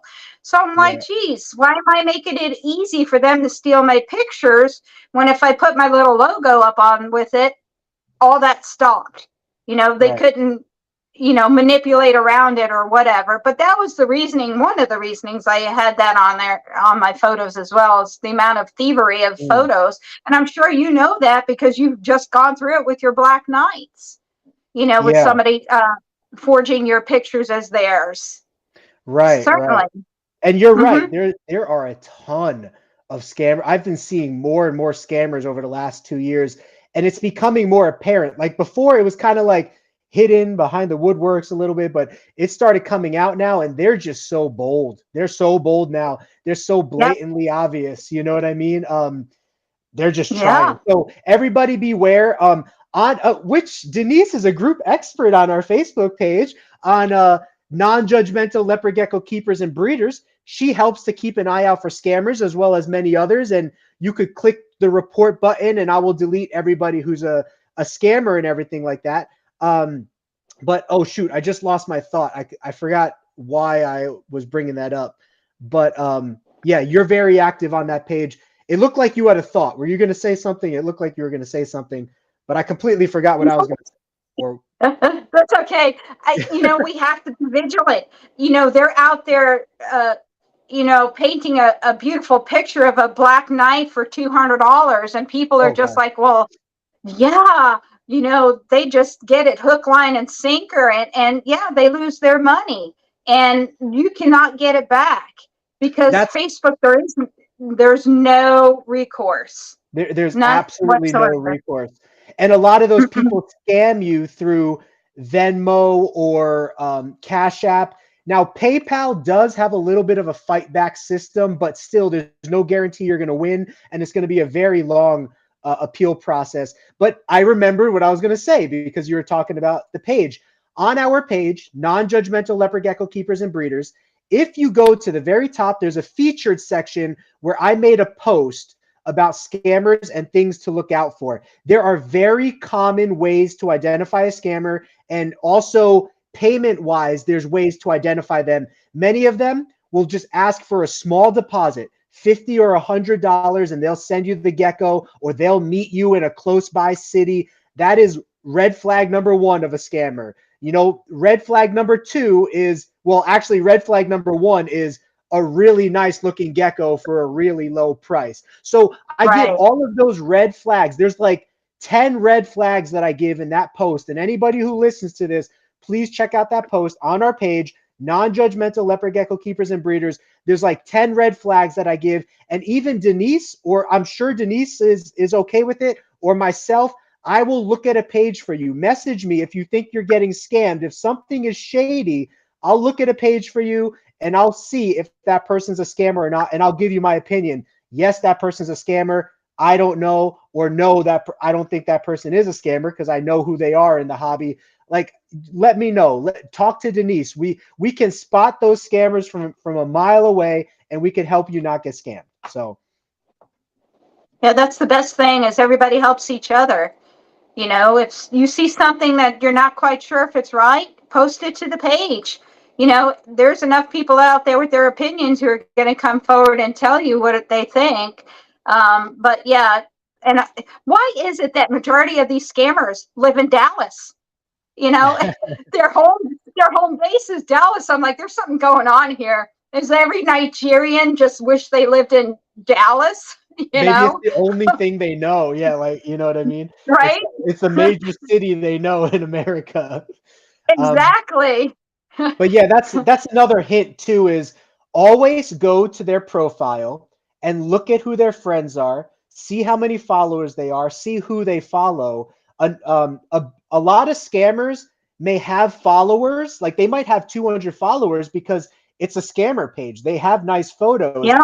but they don't follow anybody. When you look at who they follow, they have 0 friends that they follow. That's like a number one telltale sign that this is a scammer, because who has 200 followers, but they don't follow anybody themselves? You know what I mean? Like, that's Exactly. suspicious. Or they have photos of the cute little family unit, the little white, blonde, blue eye little family. And then you go look at their friends and they're all from Nigeria, you know, and it's like, no, I just don't think so. Yeah, no, you're right. They hijack family photos. They hijack everything that they can. No holds barred. No holds barred. You know, it doesn't matter. They're taking whatever they can. Yeah. For sure. So I've had such a great time with you, Denise. We're kind of getting close to 2 hours, so we'll start winding down here a little bit, and then we'll do some fun questions and whatnot. Did we cover, before we do some fun wrap-up questions, did we not cover any topics that you would like to talk about, or any topics or anything that you'd like to talk about that we didn't cover?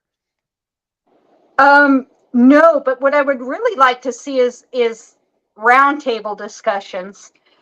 If you can import that into some future events, I really like roundtable discussions. I think when you could get, 3 or 4 or more people together on a subject and really nitpick on everybody's thought process, not everybody's going to be forthcoming, but at least you have a good discussion going, with people who've been around for a little bit and can really shed some light to those who are wanting to get involved. Have you done roundtables before on social media or anything like that?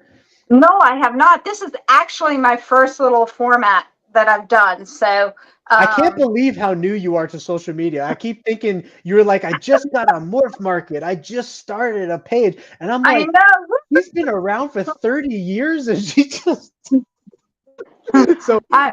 but that's great. Yeah. You're growing great then for as new as you are. And I think it's going to be fun to keep incorporating you into social media, Now, here's something that I might throw at you if you could make possible.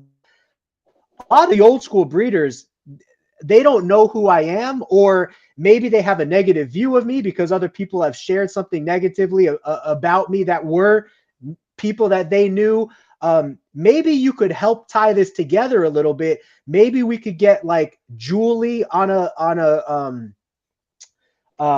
round table. Like, we could just start incorporating other names of people that you have experience with, that have a lot of experience in the hobby. They've been around the block many times. They have a lot of good knowledge to share, and maybe they're not as social media savvy. I would vote them or more social media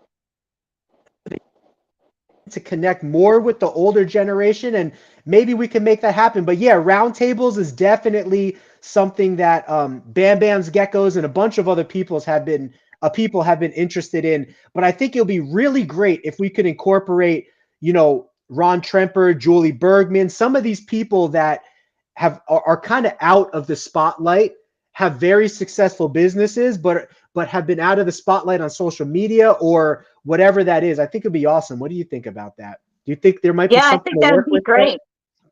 Yeah, for sure. And some of the people I Definitely. don't even know. I just use Julie's name because I know her.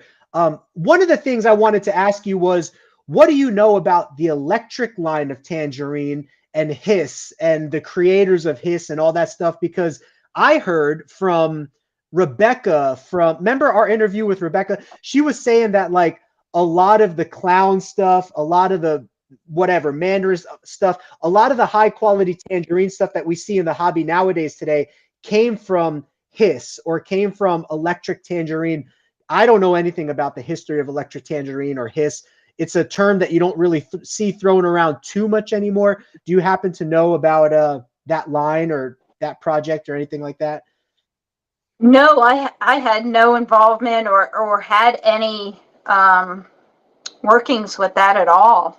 So Okay. a lot of that is new to me, hearing that terminology of electric tangerine. No, I really couldn't shed any light on that. Yeah, and social media is a big place that people learn from, and I think that's one area that leopard geckos can definitely more people coming onto social media, teaming up with the younger generations that know how to promote the content, how to get it out there, so we can have documented proof of where things came from and stuff, because there really isn't a lot of evidence of stuff like Right. I think People make names up. people make names up. There's a lot of line bred names and stuff like that. But so just out of curiosity, what was the first line of Tangerine that you ever saw marketed on King Snake or Fauna, or even going back before then? What was the first line, quote unquote? And how did it progress from there? And did you start to notice other people just naming random lines at that point, like they kind of do nowadays as well? Or how did it all Oh, yeah. begin? Because everybody wants to be the first to produce X animal. Oh, I produce that. That's my line. That's this line. But really, the line's been there for years, Right. and then people just want to market something with their name on it. So, the first one that I saw was Gourmet Rodent back in I want to say 97, when he was coining the hypo carrot tail. Okay. Just because it had orange on the tail, it was the hypo carrot tail. And then everybody wanted a carrot tail, So that was what I understood to be one of the first coining of a name and type. So that was like 97, I want to say 96, somewhere in there. And then do you happen to remember any subsequent lines that came after that, like Mandarin or Inferno or Blood? You know what I mean? Those started probably in the 2000s. Yeah. You're like, Yeah, that was we just like, called it hypo carrot tail. yeah, they did. They just, honestly, stuff was just popping up, and it was like, wow, Yeah. look at this, wow, look at that. Okay. And so, yeah. Did you eventually start your own line of Tangerine, or did you just kind of like let others coin their name and then you bought into their projects and kind of thing?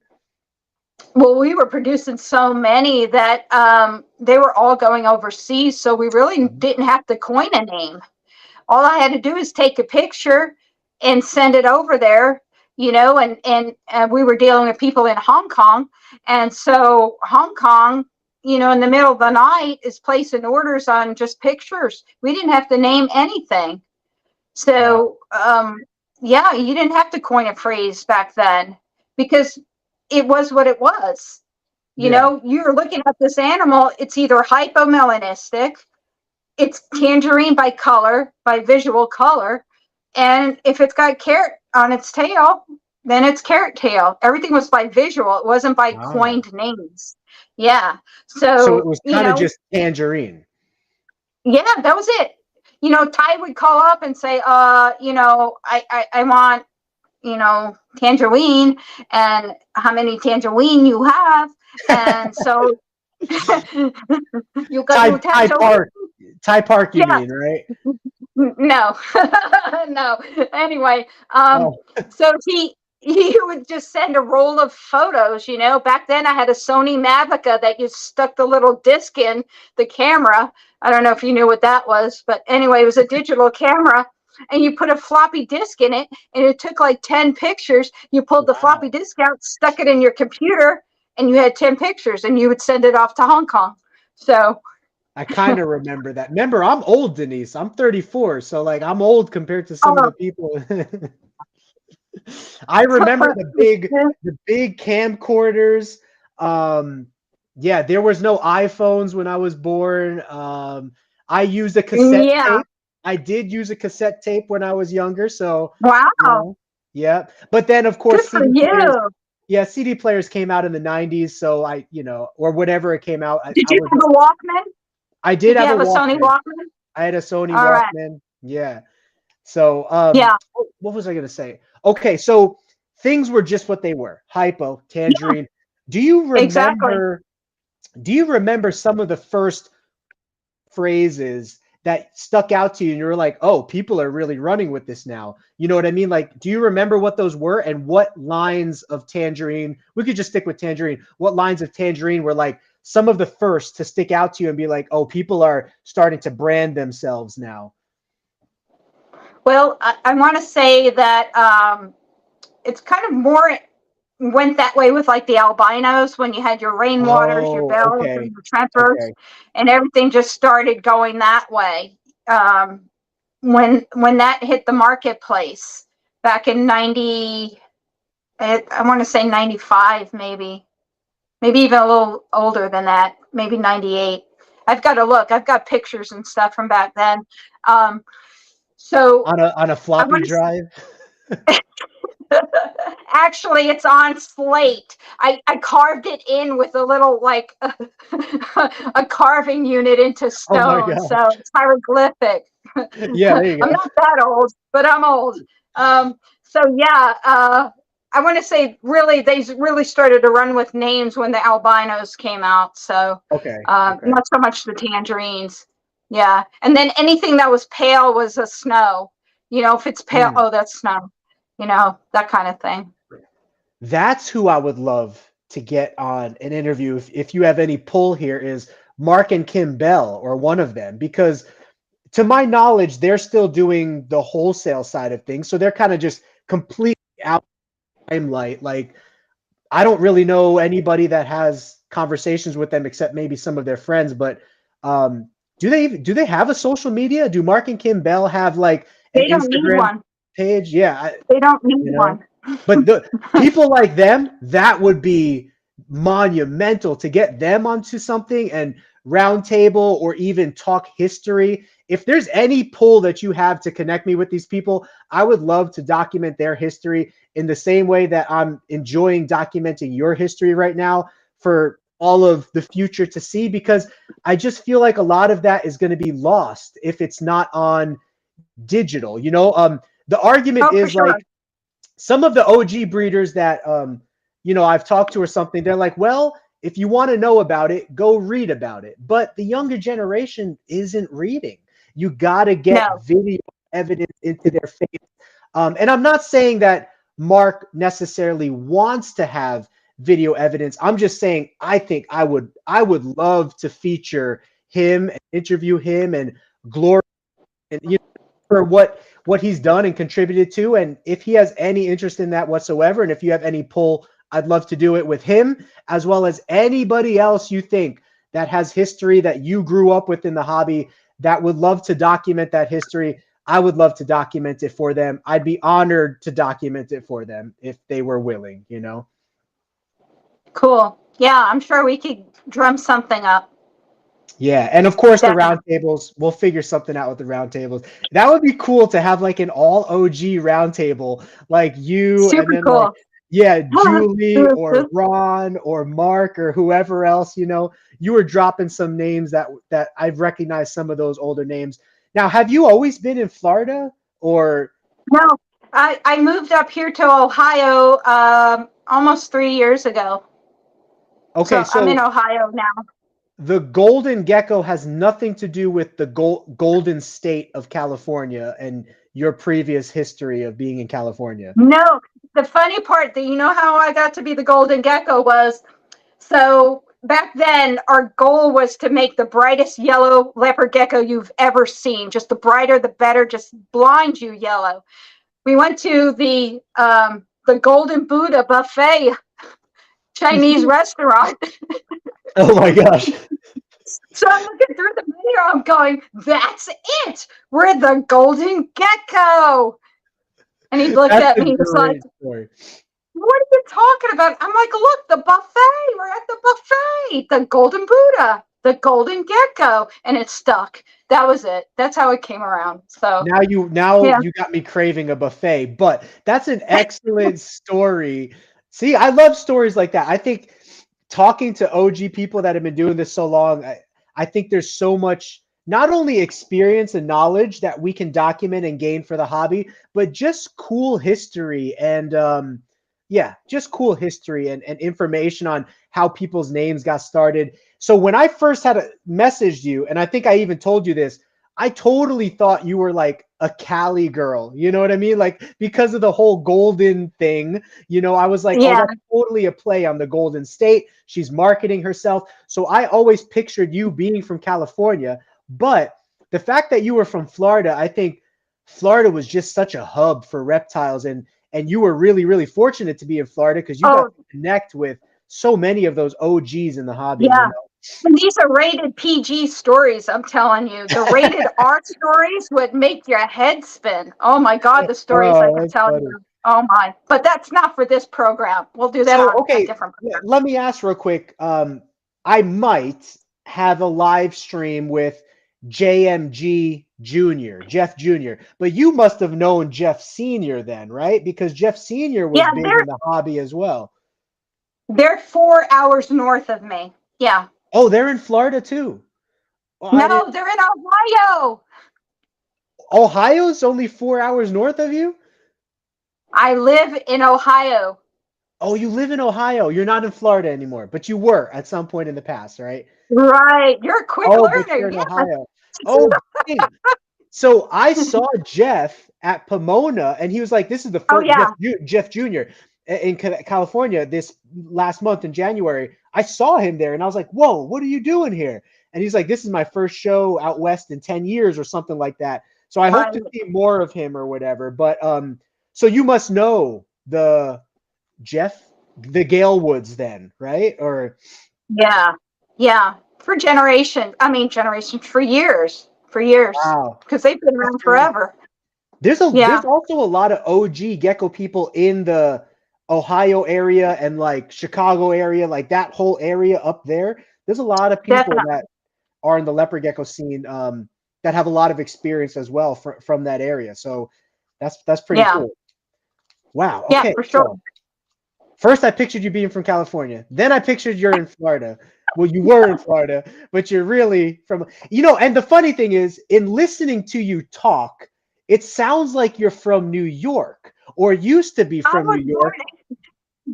I was born on Long Island, and I was there for 20. There it is. Yeah, I was born on Long Island, and I was there for 21 years. So when I made the transition down to Florida, you don't lose your accent that easily.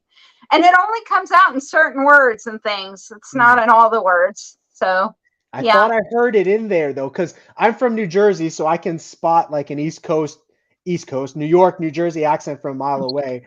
My accent was never really too strong, but there are certain words that I say that are very New Jersey like. Like I don't say orange. I don't even know how to say it. Orange. I say orange, like orange. You know what I mean? Like, so like there are certain words that I'll say that's very New York and New Jersey, but for the most part, there's no accent with me. But I could definitely hear it with you because Long Island is a very heavily accented location. Yeah, it's very distinct. You could totally pick it up from someone. Mannerisms, the emphasis, the passion in the speech, the accent, it all just ties in. you know. Oh yeah. Um, Yeah. that's really awesome. I love it.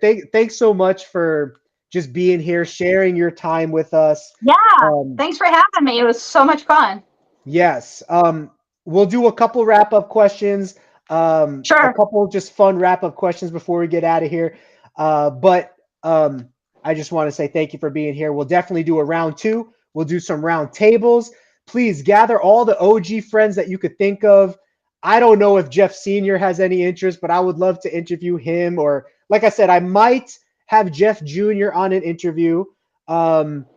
Obviously, there's a lot of stuff in the hobby regarding us and our business and certain projects that we've worked and things that people don't want to overlook or whatever the case is. But if there's any way for you to smooth over those relationships or make that happen, I would love to have a very non-confrontational, just spotlight feature show where I can just highlight and just kind of geek out and fanboy over some of the legends that have been before me in this wonderful hobby of leopard geckos, and just getting to share in some of their stories, their passion, and all of that good stuff. That would be my focus of the episode. You know what I mean? And just spotlight them and record a beautiful episode for them in history. You know what I mean? So Absolutely. if you have any Absolutely. poll there, that'd be great.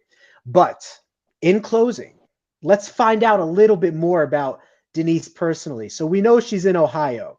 Are you a sweater or a t-shirt gal? Do you just like to walk outside in a t-shirt even if it's cold, or do you always bundle up? You're a Hoodie. sweater. Yeah. I'm a hoodie girl. I love hoodies.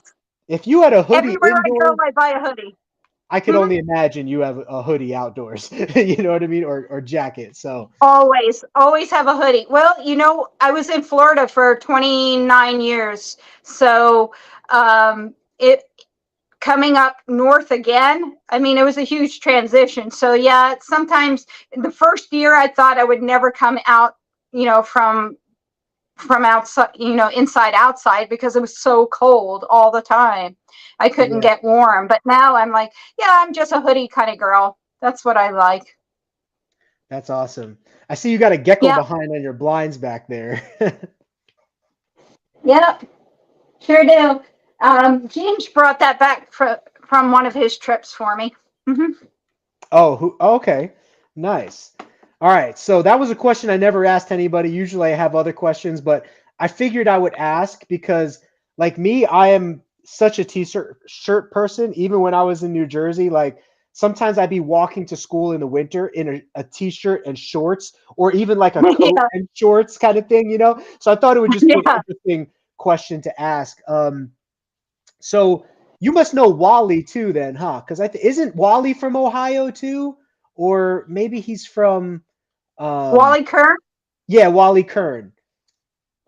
No, it's not Ohio. I don't think it's Ohio. Matter of fact, I'm looking up at I have Pictus geckos that I'm working with.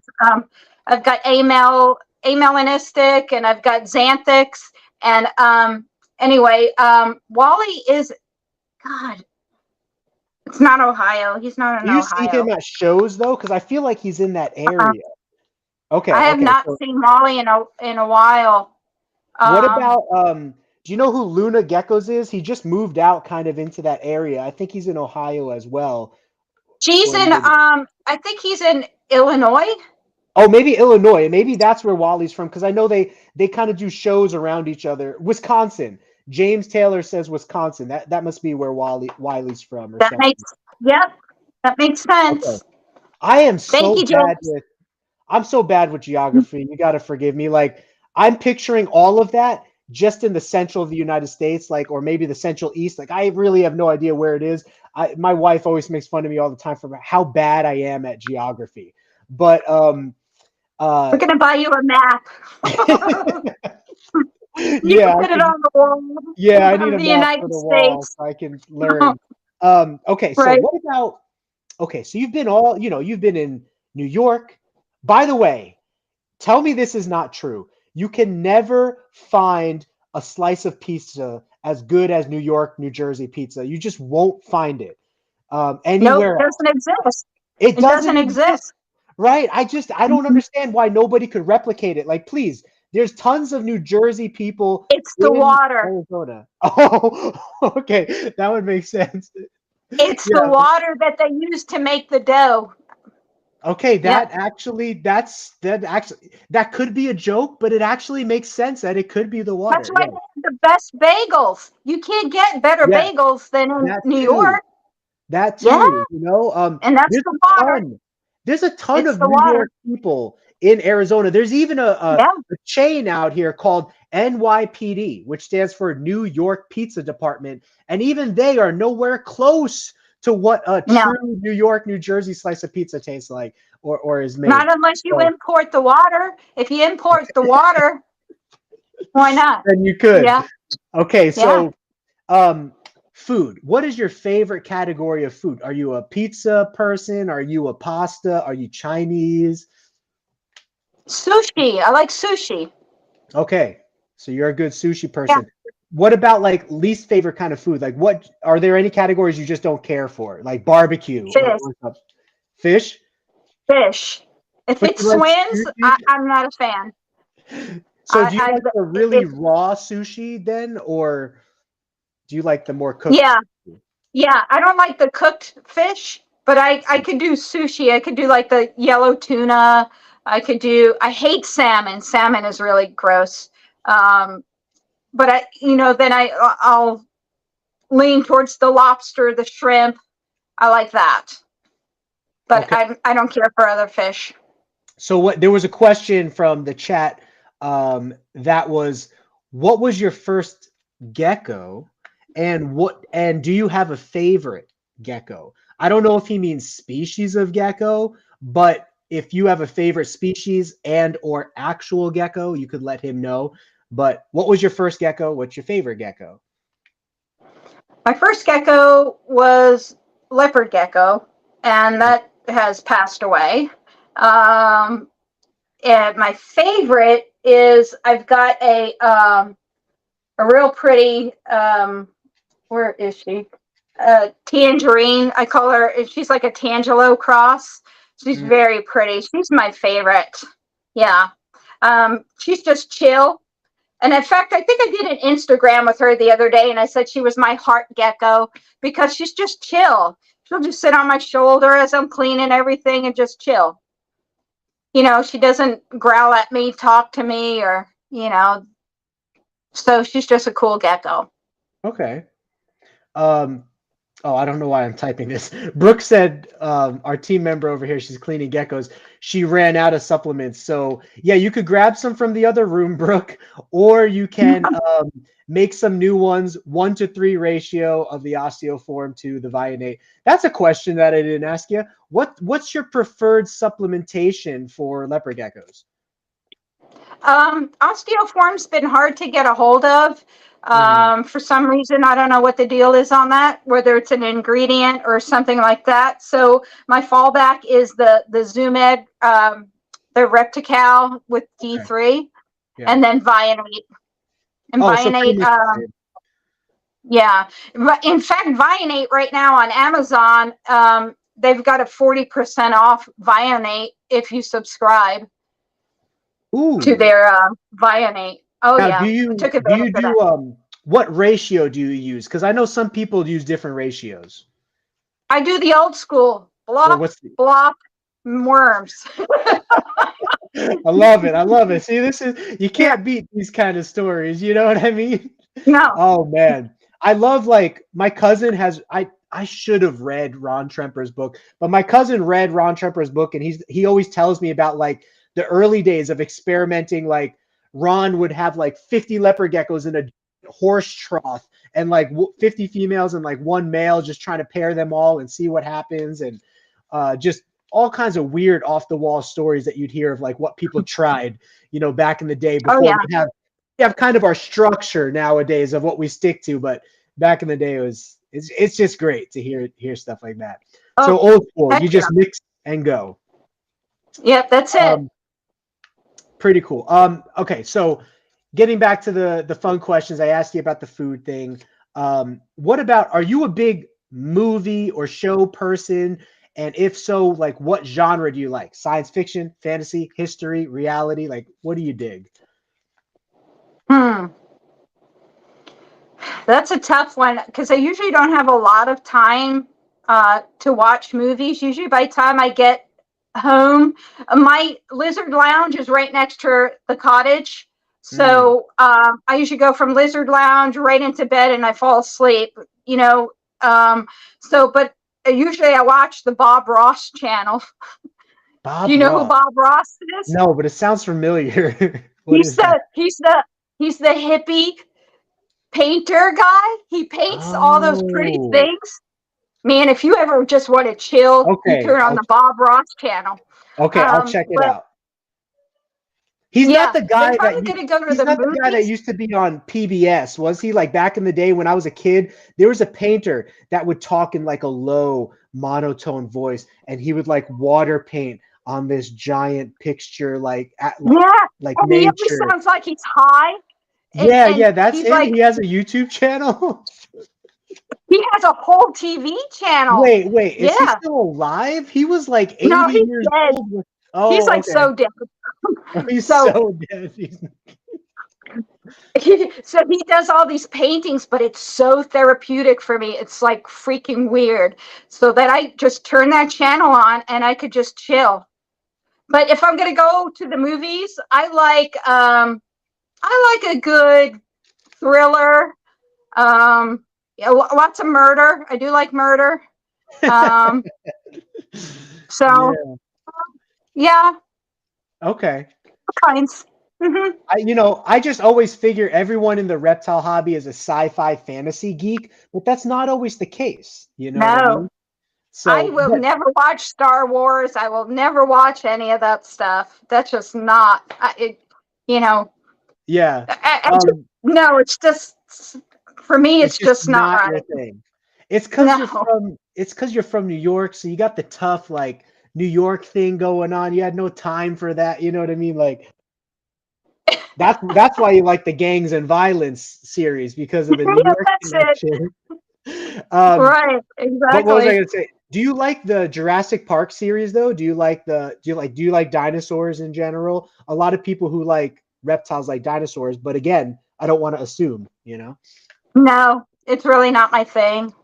Okay, fair enough. That's great to hear. Yeah, I think it's interesting. Yeah, I'm more the artistic. I like art better than I like, the dinosaurs. Okay. Just want to shout out Yvette Holmes. She gave us a super chat here, and she says, I've got to head out. Thank you both. Great stream. Take care, Gecko fam. I like that. Team Leopard Gecko.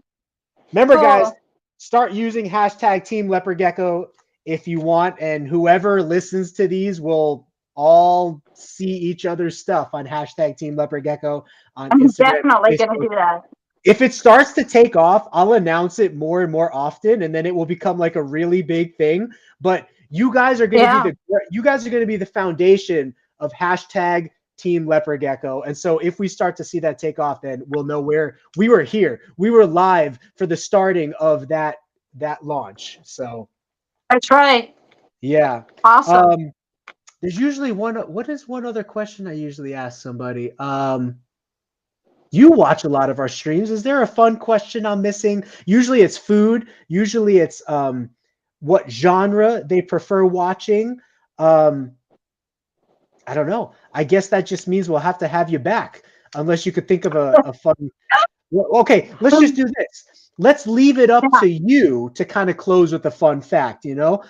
What is a fun fact about Denise that not many people know, but something that you would like to share?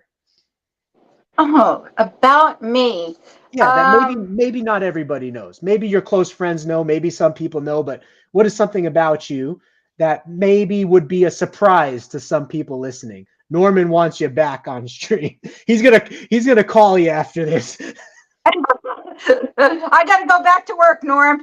Yeah. But I'll catch up with you. I would say fun fact about me is that most people would not know. Let's see. Maybe another hobby you have? Like if you like painting or watching Bob Ross videos while eating donuts or something. Or hunting? Maybe you're a hunter. I don't know. Like any No.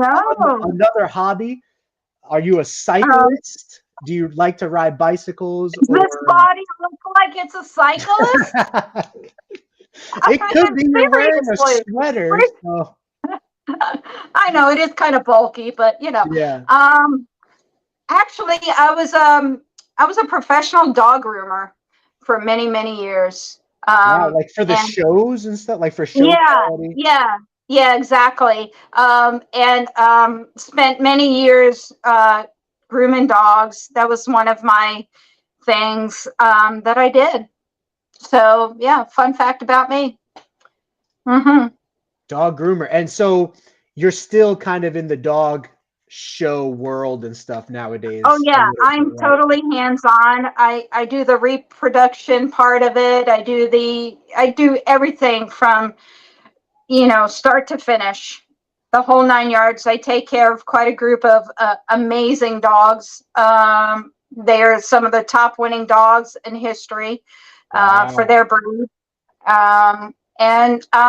I get to take care of them every day. So now, do you have another channel or page or anything for your dog passion? You know what I mean? Or if people want to keep up with what you're doing with dogs, is that something that you talk about and promote on any social platforms? Just my Facebook page. If I'm gonna do anything with dogs, but I kind of try to run low key because of the really.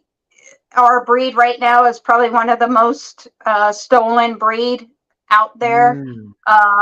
We run low key. We don't really put a lot out there. If people want to find us, they can. But we try to run low key with that, just because of the problems. The fear of that. And that's happening more in the reptile world now. So you wouldn't think about it, but anyone who does outdoor caging or even releases their information publicly, or even if you don't, someone could look you up if you got something that they want.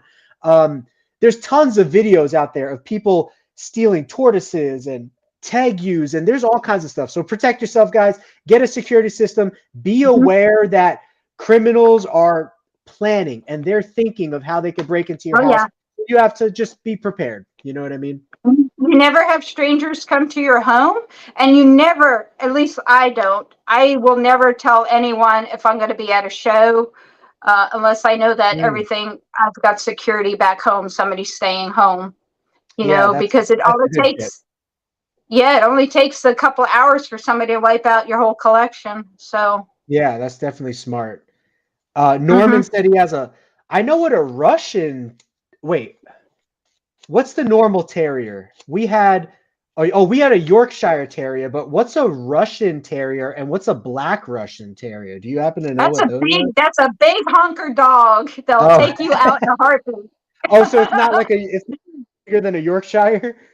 A Black Russian Terrier is probably a good 90-pound dog, maybe even bigger. No way. I didn't know terriers got that big. I thought terriers were just like small. Terrier means go to ground. That's what terrier means. For terra as in terra fauna, terrier means go to ground dog. That they used them in a lot of killing environments, and I think the Black Russian was like a badger. It killed badgers or something big varmints. I had no idea. Norman, you got to put some terrier photos on your. Norman doesn't even have an Instagram. I don't think we got to get you on Instagram, Norman. I'm gonna call you. We're gonna make that happen. Well, actually, Norman has like grandkids and stuff that really helps him with the Instagram. So hopefully they can get him all caught up on that. He said his is 110 pounds. So that's okay. That's a big boy. That's bigger than my 8-pound Yorkshire that I was thinking. All terriers are relatively the same size as. That dog will take you out in a heartbeat. That's crazy. It's a big watchdog. Yeah. It's cool to talk a little bit about dogs and stuff like that. But thank you so much for being here, Denise. Absolutely, I appreciate it was great. it. I'm gonna let you get back to your night. I got some spaghetti calling me. My stomach is so empty right now. It's just like it wants food so bad. but it's really been fun Awesome. talking to you. Any words that you want to say to anyone who's here or people who watch back? If you want to tag yourself or just anything in conclusion. I think, keep going with what brings you joy. Yeah. Don't let other people tell you how to do your thing or get you down about it. If you want to do it, do it. If it brings you joy, do it. If it doesn't, Amen. find something else. In closing, you bring up a really good point. Haters, there's a lot of hate on social media, but try to stay encouraged that not everyone's going to like what you do. Not everyone's going to support what you do. You could try to blend in with the crowd as much as possible, but just block the negativity, like literally block people, and keep doing you. Keep posting the pictures you're passionate about, because at the end of the day, you are in this for you. You're not in this for them. So their opinions and their preferences does not matter. It's about you and the joy that you get out of working with these animals. And you should go onto your Instagram every day, happy to talk to other people that are happy to talk to you. And if you're not, delete or block the people that are not happy to talk to you or that are spreading negativity or hate, if that winds up affecting your psyche or your emotions. You know what I mean? Oh, absolutely. Just do what brings you joy and heck with everybody else. When they pay your bills, you can talk then. Then you can talk, yeah. Then you can talk, you can discuss it. But, until that point happens, it's not going to happen. You do you. Not going to happen. Great last words by Denise. Unless they pay your bills, do you. Otherwise, you could consider it once they start paying your bills. Yeah. But great, Denise. Thank you so much. We'll chat back and forth. I'm sure after we're always shooting messages to each other. So guys, let's give Denise a big thanks. Shoot over to her Facebook page. She actually has a personal page, Denice Ray, and then she also has other pages that you could follow. The Golden Geckos store, right? Those are your other pages on Instagram and Facebook. You could give her a follow. She is now officially media limelight, so she'll be taking full advantage of that, and I'm sure gaining followers left and right before we realize it. But also give her a like and a thank you by liking this video, because it's going to promote it more and it's going to share this content more across YouTube and get her following out there. So hashtag team, it's Team Leopard Gecko, right? Hashtag Team Leopard Gecko, because Richens was putting it in the chat, hashtag Team Gecko or hashtag Team Leopard Gecko, either one. We'll make it happen. We'll see that hashtag grow, and we could all know that we were part of the first movement of that. So thank you guys. Thank you, Denise. When we leave here, it's just gonna, from those 3 buttons, you could just click yourself out and you'll be out and about your night. So, thank you, Denise. Great. Goodbye. We will Thank talk you, to you guys. next time. Take and goodbye care. to everybody.